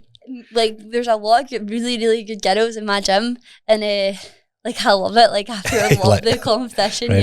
Like I think it's good. And what I love about CrossFit is like it's so fair. Like it's literally like so fair. Like if your scores don't reflect what you wanted, you need to work harder. Like in my opinion, like loads of people love to as opposed to like an aesthetic goal and all that sort of stuff. And like loads of people love to blame workouts and blame this and blame that, and I'm like, well yeah, if you're shit at a workout, it's because you're not working hard enough and not being shit at that workout. Do you know what I mean? Like I moan every single time there's a heavy barbell in a workout. Whose fault's that I'm still moaning? Mine. It's not anybody else's fault. Do you know what I mean? Like I could blame a million and one things, but like at the end of the day, like it's my problem and it's my problem to fix. Like if you're going to moan about something that's constantly coming up and constantly holding you back, fix it. Like be better. Do you know what I mean? So I think like obviously like our gym, there's good girls in it, there's good boys as well, so yeah, getting to like close to the top of the gym leaderboard, that's the goal. Where were you in terms of the gym leaderboard, like in base?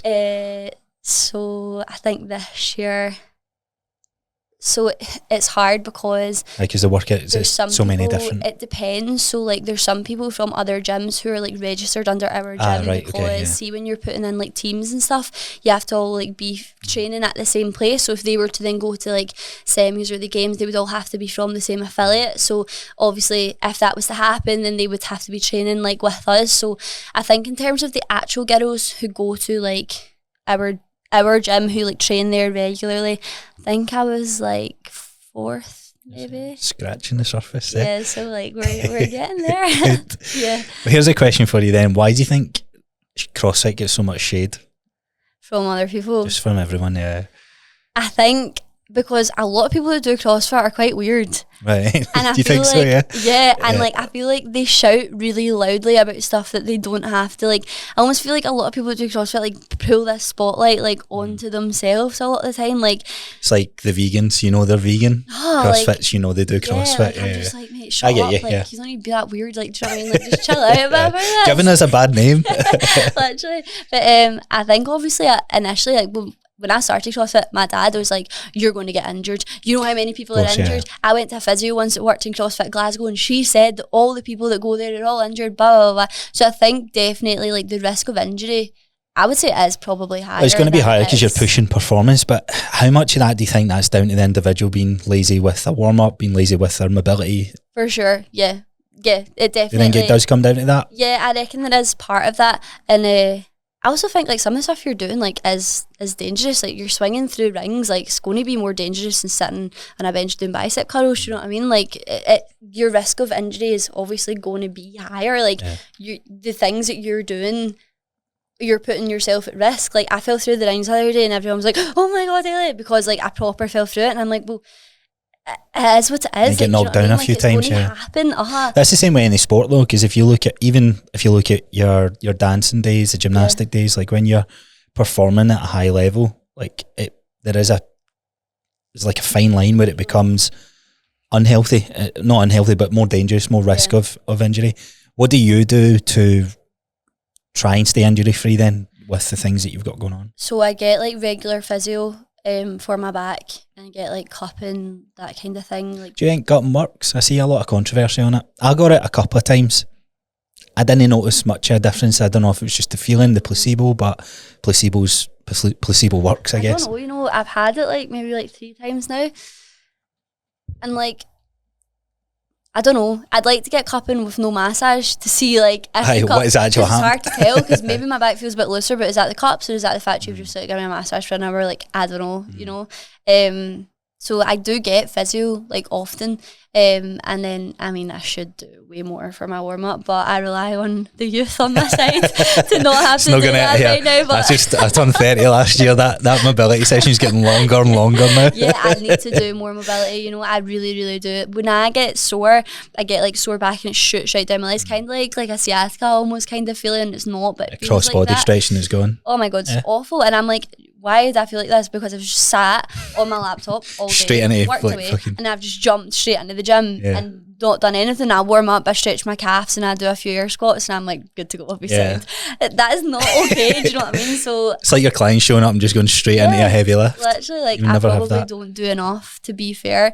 But I do, obviously, if I feel my back going and there's like specific stretches, like a bit of glute work, like banded stuff that I'll start to do because it kind of saves my life a little bit. But I bet you if I'd done that all the time, I probably would never feel my back. No, good. Going. So we'll come on to your actual coaching in a sec, but what do you think from a CrossFit perspective? Do you think it's getting more popular, or do you think it's dying off with the rise of high rocks, Athex, all that sort of stuff? I think it's getting more popular. You think it's getting more popular? Yeah, I think you see a lot of people who get to like High Rocks Pro and that kind of thing, who like maybe then don't want to go the full way with that, making that switch over. Oh really? I thought I seen something where there was some CrossFit athletes making the switch over to Pro because it's easier for them to train for. Yeah, I reckon like, I mean, I would like to believe that I could like go into a High Rocks like tomorrow and I would like do well, be okay. I mean, I'm not amazing at running, right? But I'd like hope that I had like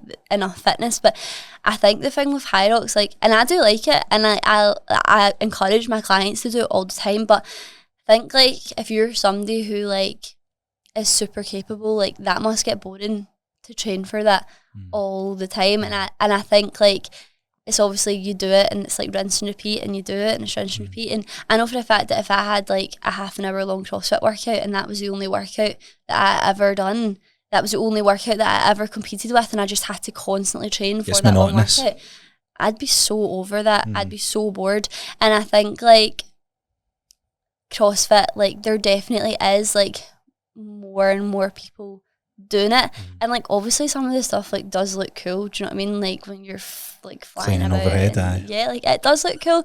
And I think it's definitely like more appealing to people. Like my own clients say like, oh, can we try this and can we try that? And I'm like, yeah, okay. Like, do you know what I mean? You ever going to go down the CrossFit coaching route? I don't know. What's stopping you? So I'm probably at a bit of a kind of crossroads with that whole thing, in the sense of I don't really know where I want to end up, to be honest. I considered going and doing my CrossFit qualifications because I can take that like anywhere, and I'm not completely sure that I want to stay here forever either. So what's made you realise that? I don't know. So I actually had flights booked to go to Australia last year. And then just like circumstance, and then obviously my dad getting like more unwell, and I never went. I just think that I've always, do you know what? I kind of just think, why not? Like if you can do it, and if you're in a position where like your job allows you to do it, like why would you not go and try it? Do you know what I mean? Because you never know. Do you know what I mean? Like you don't quite know like if it is going to work, if it's not going to work. Until you try it. Yeah, I love Bali. I've been to Bali before. And I love it. Like, I don't think I would permanently move to somewhere like Australia, because I think it's like quite like home from home. Do you know what I mean? Like, the city and the way that they live and all that sort of stuff. But like very similar, isn't it? Yeah, but I see how Bali, like that kind of like laid back, like island life, like I just love that. Coconuts. Yeah, the water like and all I that. really love that. Like, you know, some people don't really like being all sandy and like, I don't know, that's just sure, like I'm in my prime. Like I just love You're exactly like Gillian. So Gillian's dreams to like, have a house on the beach or like a wee shack on the beach. I hate sand. I hate it. I love beaches that are pebble. I feel like boys really hate sand. It just feels like, I don't know, it's like when we went on holiday in the past, I'm like, fucking sand in the bed, I can't sleep. And it's just, it feels so itchy and that to me. But I've never been to Bali myself. It's definitely something on the cards. Now that Jill's came in to kind of we've worked together, like we've kind of got that freedom to do that. Sure. And back to what you said, it's like, why not? The only thing stopping me is Cooper. I know. No, the dog's such, I know. That's it. I would need to leave Pablo with my mum, which would be Think you could do that? I don't know. I think if I was going somewhere forever, I would try and for sure, to get him there with me. Obviously, I am going to go away at the end of this year for like a couple of months. Me and Heather are going. Oh, awesome.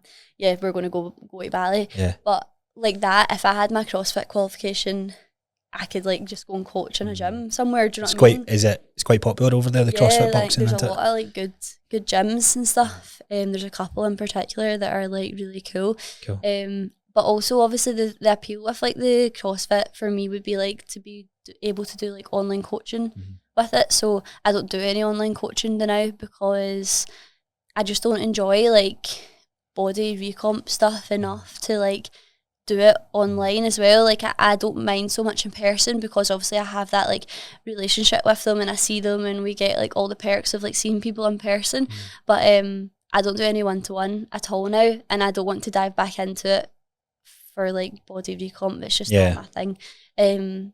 So if I was to obviously do CrossFit, then it could be much more like skill-based stuff and I would be able to do that online. Yeah. So so you never done any online coaching then at all? So I done it for like a wee bit, and I just don't know, and I just like I felt I needed to do it, and I don't know, started stressing myself out. I was like, I don't enjoy this. I'm not enjoying it. Try to find a balance with it.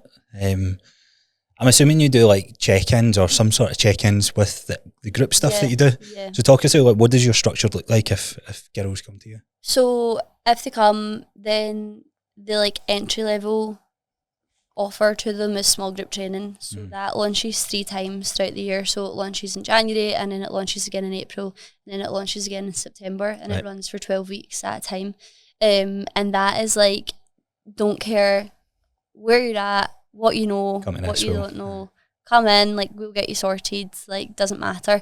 And it's small enough groups that you can like connect with every person in there, and like doesn't matter if one person's got like 3 years of experience and one person has none, like it doesn't matter. Like if you're a decent enough coach, you can get around and you can help everybody and give them what they need. So with small group training, they have 3 sessions a week with me, an optional like team conditioning session on a Saturday, and then they also get like a bi-weekly check-in and obviously like all their nutritional like targets, etc.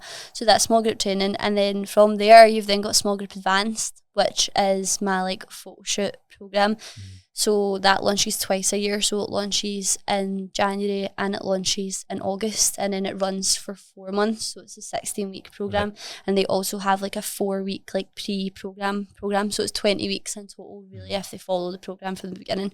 And that is 3 sessions with me, but also 2 sessions out with that you follow. They're like so hybrid-ish. They'll get programmed obviously online through TrueCoach, and then you go and do them by yourself, and they get a weekly check-in every single week, and then obviously they get like quite intense like nutritional targets, that kind of thing, and then there's a photo shoot at the end of the 16 weeks.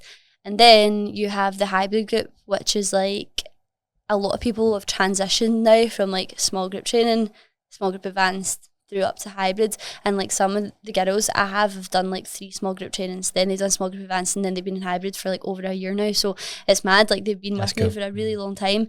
And hybrid is like, okay, we're in decent shape, you've built a good foundation, like you're there with that. Now like let's like focus on like where you want to go. Like it's very individual, like do you want to do high rocks, do you want to run marathons, do you want to do none of that and just train to enjoy it and have a decent program to follow? Like it doesn't really matter. So that's the hybrid group. So then that's like a kind of like, and it's annoying that it's called hybrid now because obviously hybrid training, and that's actually not what it is. It was hybrid because it was half online, half in person, and it is a kind of hybrid of people. Like everybody's like very different individual, like everyone's really different. So then that's like your three things that you've got. How do you work out the hybrid model? Do they see you once a month, twice a week? Twice a week, yeah, right? So come in twice a week, and then they've got 4 sessions to follow. So if they want that program is full on. Like I always say, it's like I program that, and I'm like, I would follow that. Like I really like that. I like that. Yeah. Like if you, it's like very like well rounded, and like a lot of the girls are unreal. Like they're so good. Like they just pick up everything that I tell them like all the time. Like we've started kind of dipping our toes into like Olympic lifting, like doing a bit of clean and jerk stuff because some of them are going to go do turf games in August. And obviously a lot of the time in turf there's like cleans or whatever. So yeah. That's cool. That's cool. It's good. So talk us through then. So there's telling your story and that sort of thing. You were always destined to be a really, really great coach. You're now at the transition where you're bringing people in. What's that been like then for you? Yeah, it's been cool. It's been good. It's been stressful in the sense of one, finding the right person, because something that like is such a big part of like the community is like the relationship, and like I'm like this with like all my clients. Like I don't change. Like I try to not change really for anybody, like to just be this way all the time. And like I always think like, I think sometimes people go wrong in this industry and they almost like treat their clients the way that like a school teacher would treat a kid. Telling like, them you're not your kids. Do you know what I mean? Like they're not being forced to be there. Like it's like the old school like, PT in though, isn't it? Yeah. It's like, come on, fucking get it done. And like they're literally paying money to like enjoy themselves as well, and to like have a laugh and like all that sort of stuff. So like I'll be the first person to like slag them, or like if they're cheeky, like I'm twice as cheeky back, like that kind of thing. So, and they like that, do you know what I mean? And anyone who doesn't like that, they've left. They're not there anymore. And there's not been a lot of people that haven't liked it. And so trying to find somebody to like slot in there was hard. And I had to say to like my clients, like, guys, look, like I need to do this for us to like do more and for us to like grow more, be better. I was like, this has to happen. I was like, I can't do everything by myself. Like, was the pushback? Nah, there's not been anything. People were like, so are you leaving us? Like, where are you going to go? Like, what's happening? Like that kind of panic buttons. But there wasn't any like negative. There's been nothing negative at all. So I was obviously only looking for one coach and ended up taking on 2 of the girls. So I've got Ashley and Danielle, who have both fitted in like really, really well. Like I get on with them great. They seem to really get on with each other. Like it's like really went smoothly. Like that's a full month that they've been in for now. Next month will definitely like be telling, because I'm obviously away a wee bit, so that'll be the first time I've kind of fully left the reins to somebody else, which is scary. Don't get me wrong, I'm a bit like, shit, like I'm not going to be here, and like this is all still going to be happening, which seems like a bit mad to me now, but it has to happen. It's like a dream that you set out initially into. It's like, oh, it'd be good to be a good enough coach that other people coach under you and then coach for you. For sure. What have you done when you went away in the past? Just nothing. Catch up your sessions next time. Yeah, basically worked like fuck for the next 4 weeks. Nah, nothing really. So like, so that's why everything's structured the way that it is. Like, see, with things running for like 12 weeks, 16 weeks, it means that I've got a full break. So aside from the hybrid program, which runs like all year round, I could just like take that full amount of time off, and then I would just shuffle the hybrid around and make up for like if I was away for 2 weeks, they've missed 4 sessions, and I'll get them in other places. And then when I was back, I was just running like summer classes, Christmas classes, that kind of thing. Whereas this time we're actually able to offer like summer memberships, so people like will be able to take out a membership for the month of July, even though I'm only there for half of it, you know. And the girls are doing the rest. That's cool.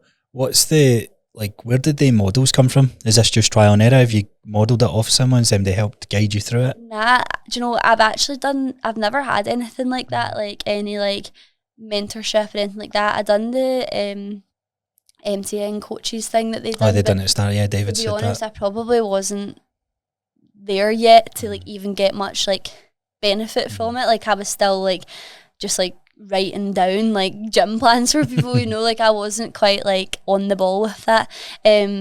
But yeah, just like literally just trial and error. Like I think I'm quite business minded in the sense of like understanding how things work and, you know, like that side of things, understanding like what's good for business and what isn't. So it's basically just been running through that and just trying to find like what's good for it. I love that. It's great doing this podcast and speaking to so many people. So many people choose the mentorship route, some other people just kind of go off on their own.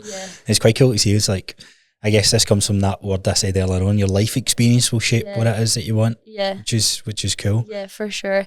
Yeah, life experiences, like, it's mad, gets everything into it. It kind of gets it going for you. What's the goal then with your coaching? Like, where would you like to take it? I would like to open my own gym, have like our own space. I would have it as like a kind of functional fitness facility, not quite a CrossFit gym, but there's enough there that like I could train there if I wanted to.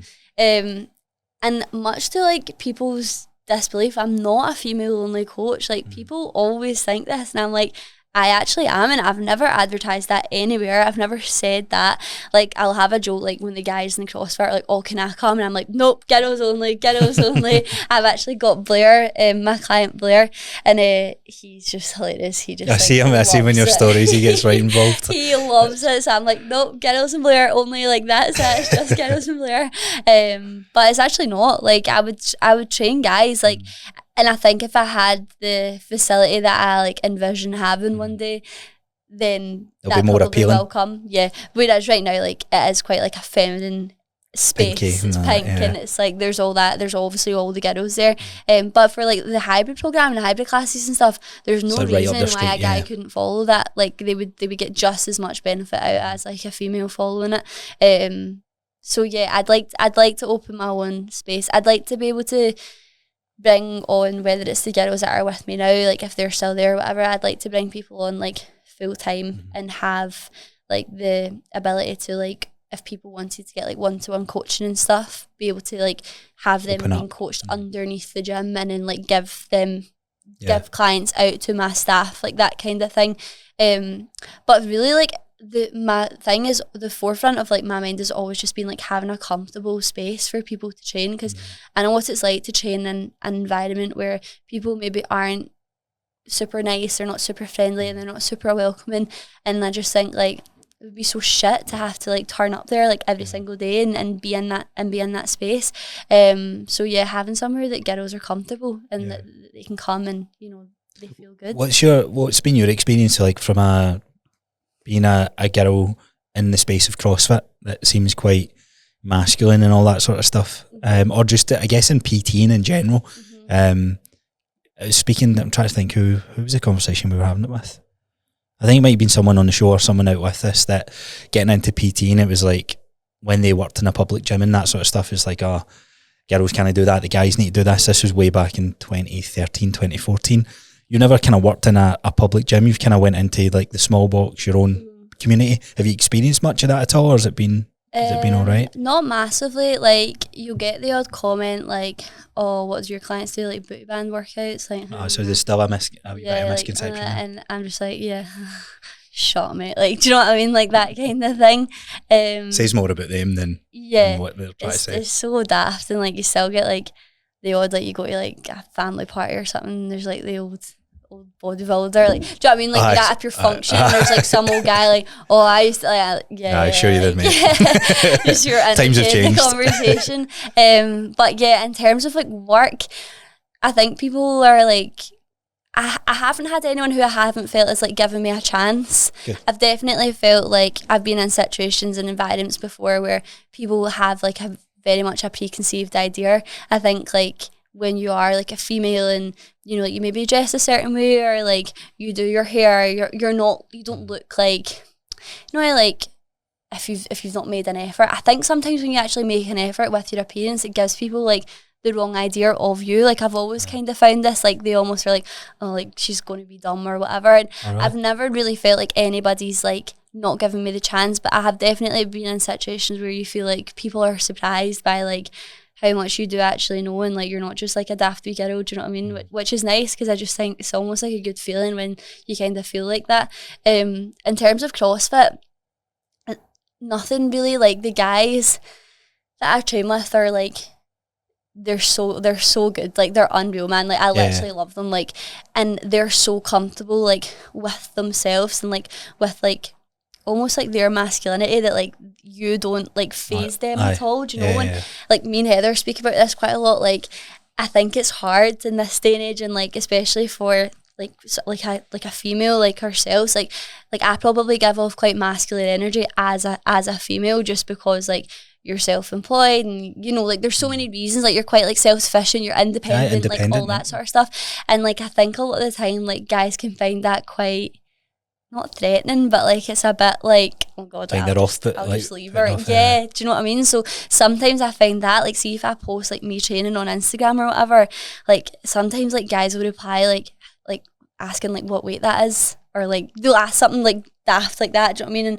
you say, and I just think, god, like does that like put people, like, do you know what I mean? Like that kind of thing, because obviously, I mean, it is, I guess, like it what's is here's a side question then. What's like the dating life like for you then?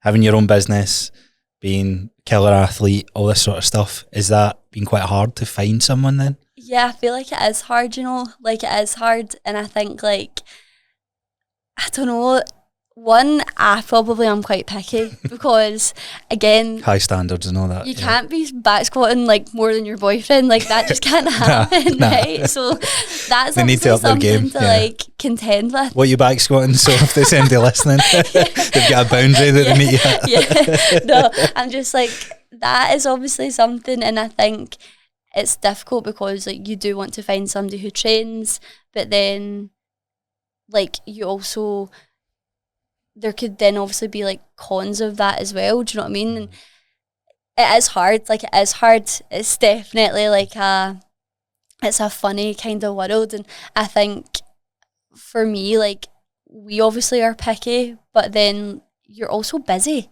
like, do you know what I mean? And a lot of people, I think a lot of like guys will say, like the amount of guys that I've spoke to, and they'll be like, oh, like as in like friends and stuff, that, oh yeah, like I couldn't be with somebody who isn't independent, like I couldn't be with somebody. And I'm like, right, okay. And I'm like, so what do we mean by like independent here? Because like I am like so independent that I actually think it would almost be off-putting for people, as in like, because I guess it does stroke your ego a wee bit, doesn't it? Like if somebody's relying on you and like, you know, like you kind of need somebody there, and like that's obviously a nice feeling, especially for like a guy, when like a female is like, you know, they need you to do that job for them.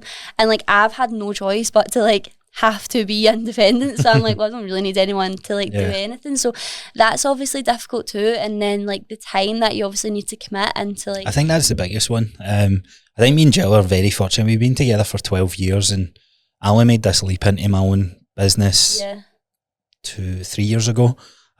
She's only just done it recently, and I've got younger friends who have asked me, it's like, how do you know when you're with the right person, all that? And I'm like, there is a bit of luck that our journey kind of shaped together, and when we were like, here, this is what I want to do, it's like we were both committed to doing our thing with it. But I see it with friends just now where they've tried to make relationships work but then try and grow their business, and it's like, that is the tension point. That's like the bits where they're butting head, because ultimately you're always going to put what you love first, aren't you? For sure. No, this random person that you're trying to, but then there's a random person that you're trying to learn and grow with potentially. But and then you must think be a hard balance. Well, like you obviously then try and think like you need to be involved in what they're doing, and like you need to obviously, you want to show an interest in what they're doing too. So that's obviously hard, and you're trying to balance your own stuff. And I think communication is like such a massive thing, and I think a lot of people lack that, like these days. Like, look, I'm really busy today, like I'll speak to you later. I wouldn't be offended if somebody said that to me,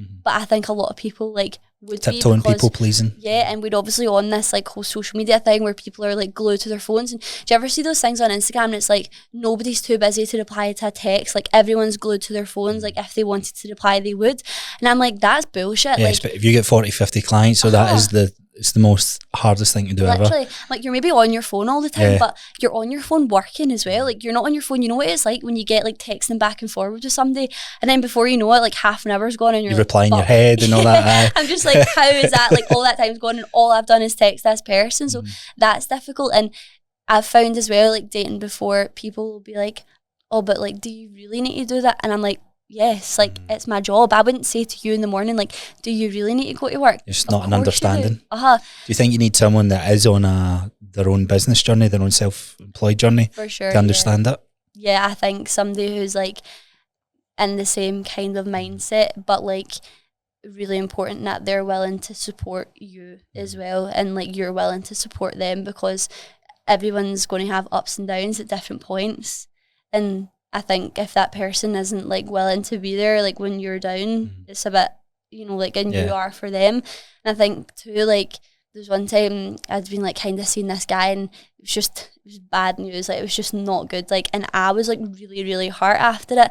And you know what? It had such a negative effect on my business, like really, really badly. Like I ended up like sleeping in for work, and like I was like going home, and like when I would go home and like sit and reply to WhatsApp and like go on my laptop, I was like sleeping, and like I was like had no confidence in myself. Like what, like through somebody else's actions, like what they had been doing had hurt me so much that it was then affecting like my business. And like that was a big eye-opener for me, because that was the first time that had happened, and I hadn't found myself in that situation before. So one, I didn't know how I was going to react, and two, I didn't realise how much of an impact that would have.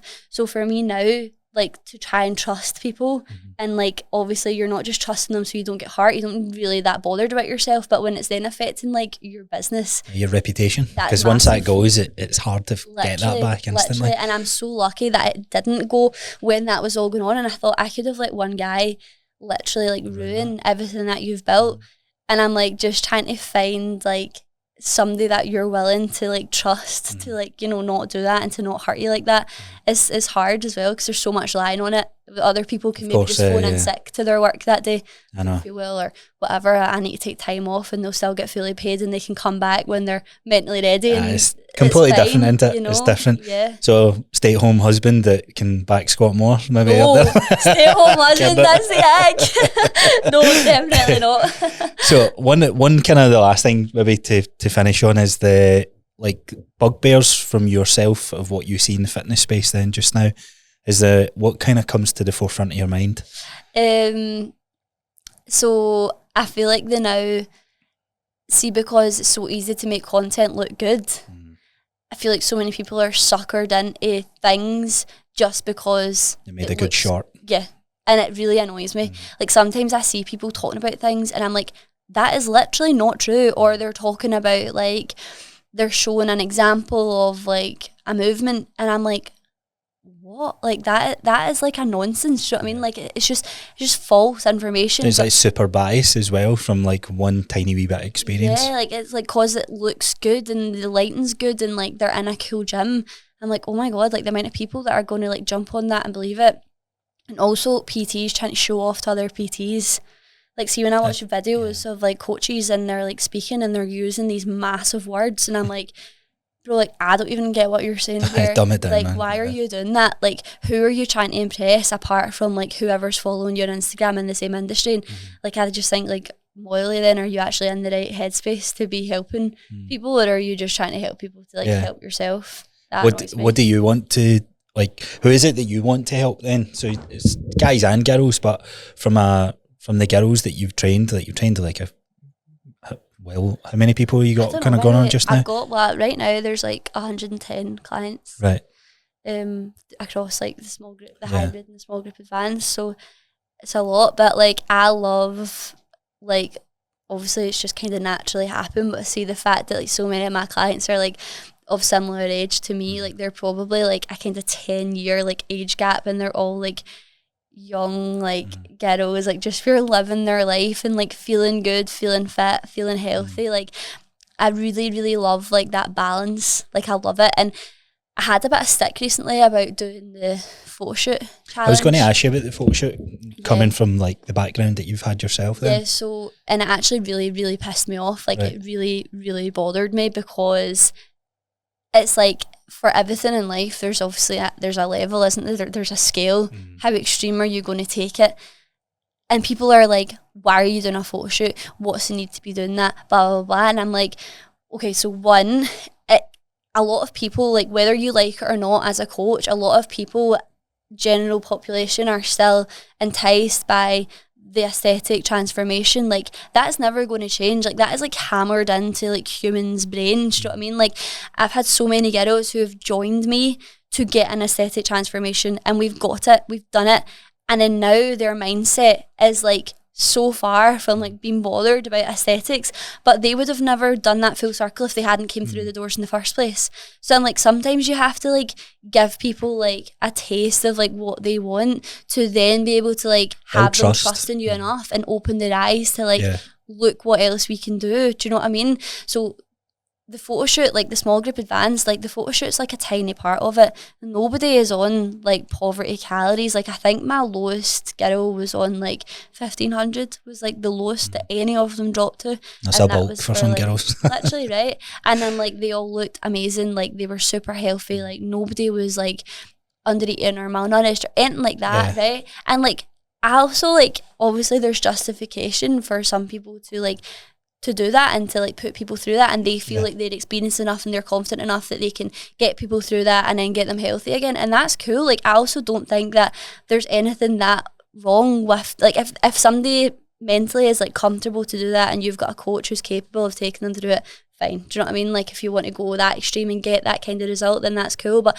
that's not what I'm offering. But just because I'm not offering that doesn't mean that I shouldn't or I can't do a photo shoot with my clients. And people, what was the stick? What was the stuff like, that been said? Saying like, oh, like why are you doing a photo shoot? Like, and like what's the point? Like who are these pictures even for? Like just to pose in their brand pants on Instagram. And I'm just like, no, you're totally missing the point. Like somebody's worked hard for 16 weeks. They've stuck to something for 16 weeks, which so many people can't do. Like people, the vast majority of people can't be disciplined for 16 weeks, you know?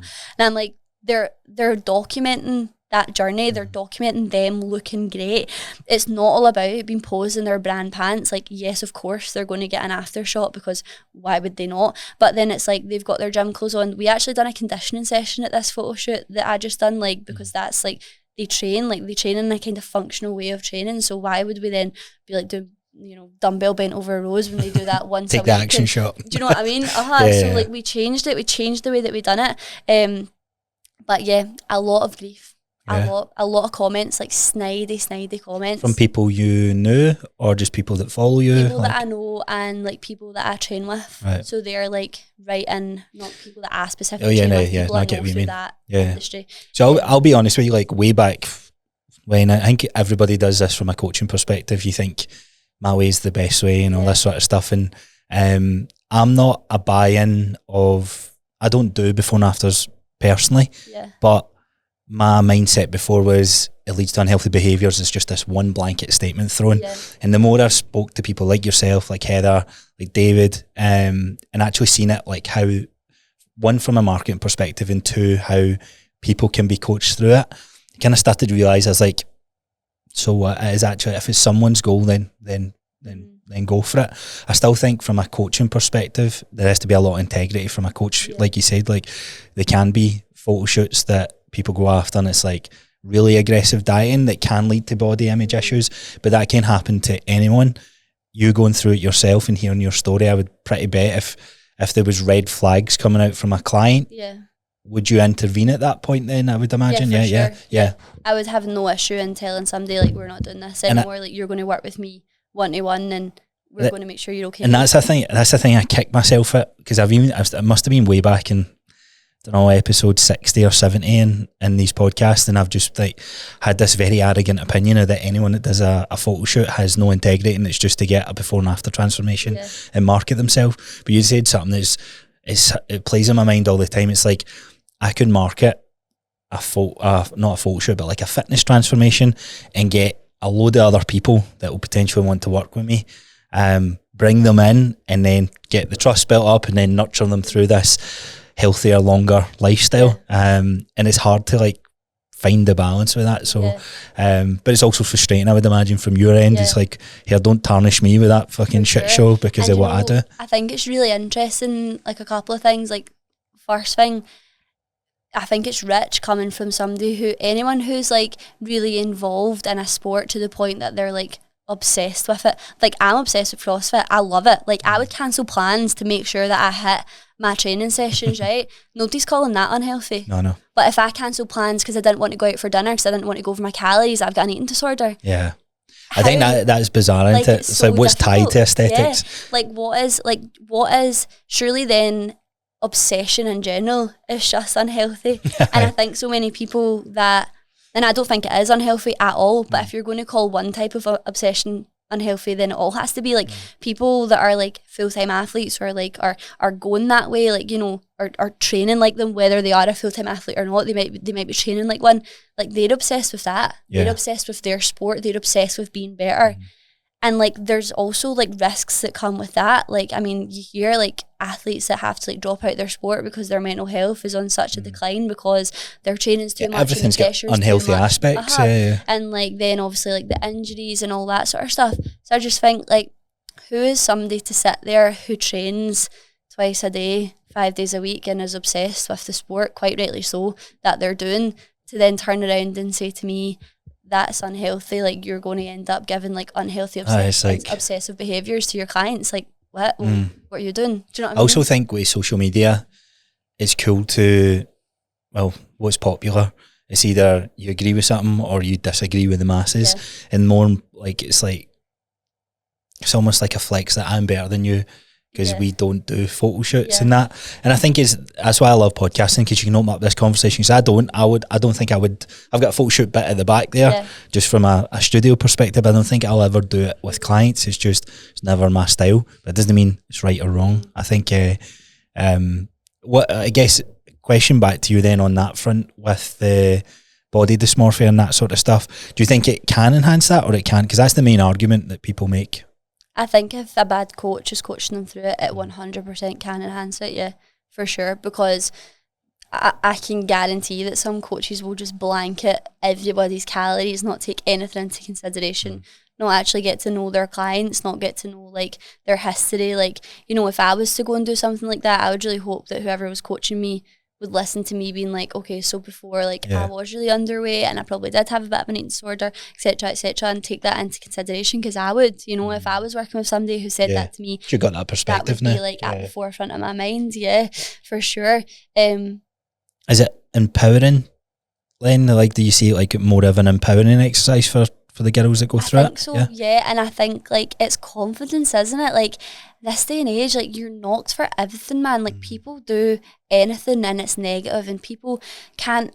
I just get so sad. Like I just think so many of like I always say my girls as if they're like my actual kids, right? But like I always think like I really hope that you guys like get dressed in the morning and think like, do you know what? Like I feel good. Like I work hard to look like this, and I work hard because I think it's so sad how many people wake up in the morning and will literally be gutted. Like they'll be leaving their house like gutted about like just constantly worrying about and being so upset. And I think like I actually don't care what your result is like. Like really, like it actually doesn't bother me. And I actually said that to the most recent photo shoot group. I was like, guys, see, to be honest, like how you look at the end of this is like this the least of my worries. 5% like, of what this is about, but like if I know that you're like more knowledgeable, you're healthier, you've got more experience, you're moving well, that's great. Like that's perfect for me. Like that's all I want. So 20 weeks of showing up for yourself exactly is like layers of discipline and resilience that you're building into someone. Sure. And it's like, I've done bodybuilding shows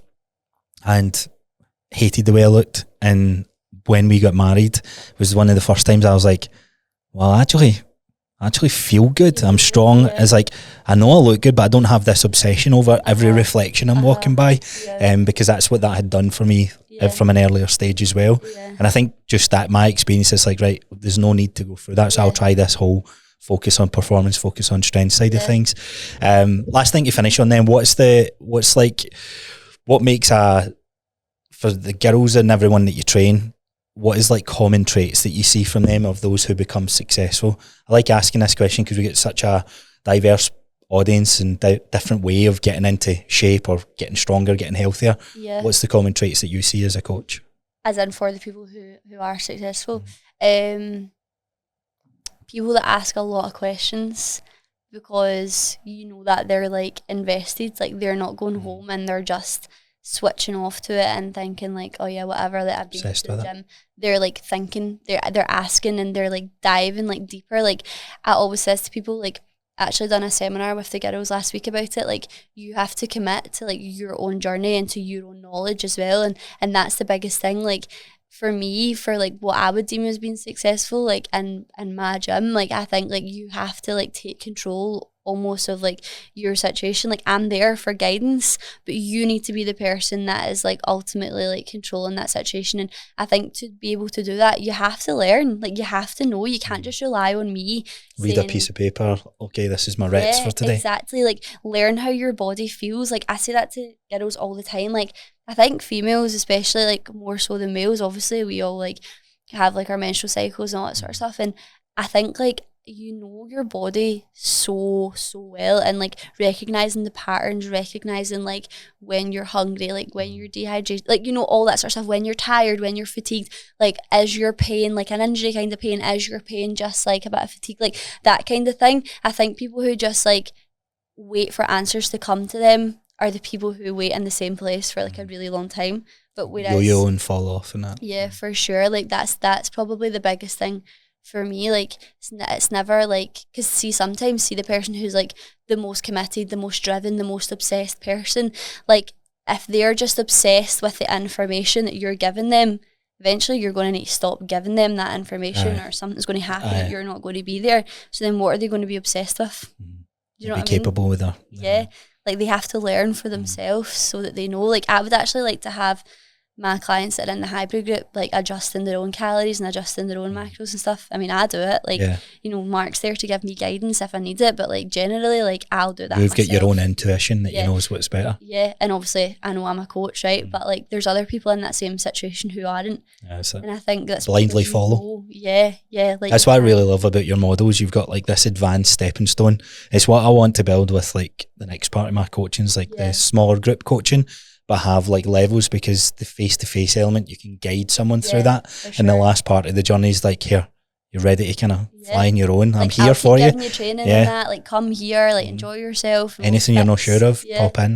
But like you're cool, like you've got it. Because then like they have that for life. Like that is so cool. Like they literally have that forever. Yeah.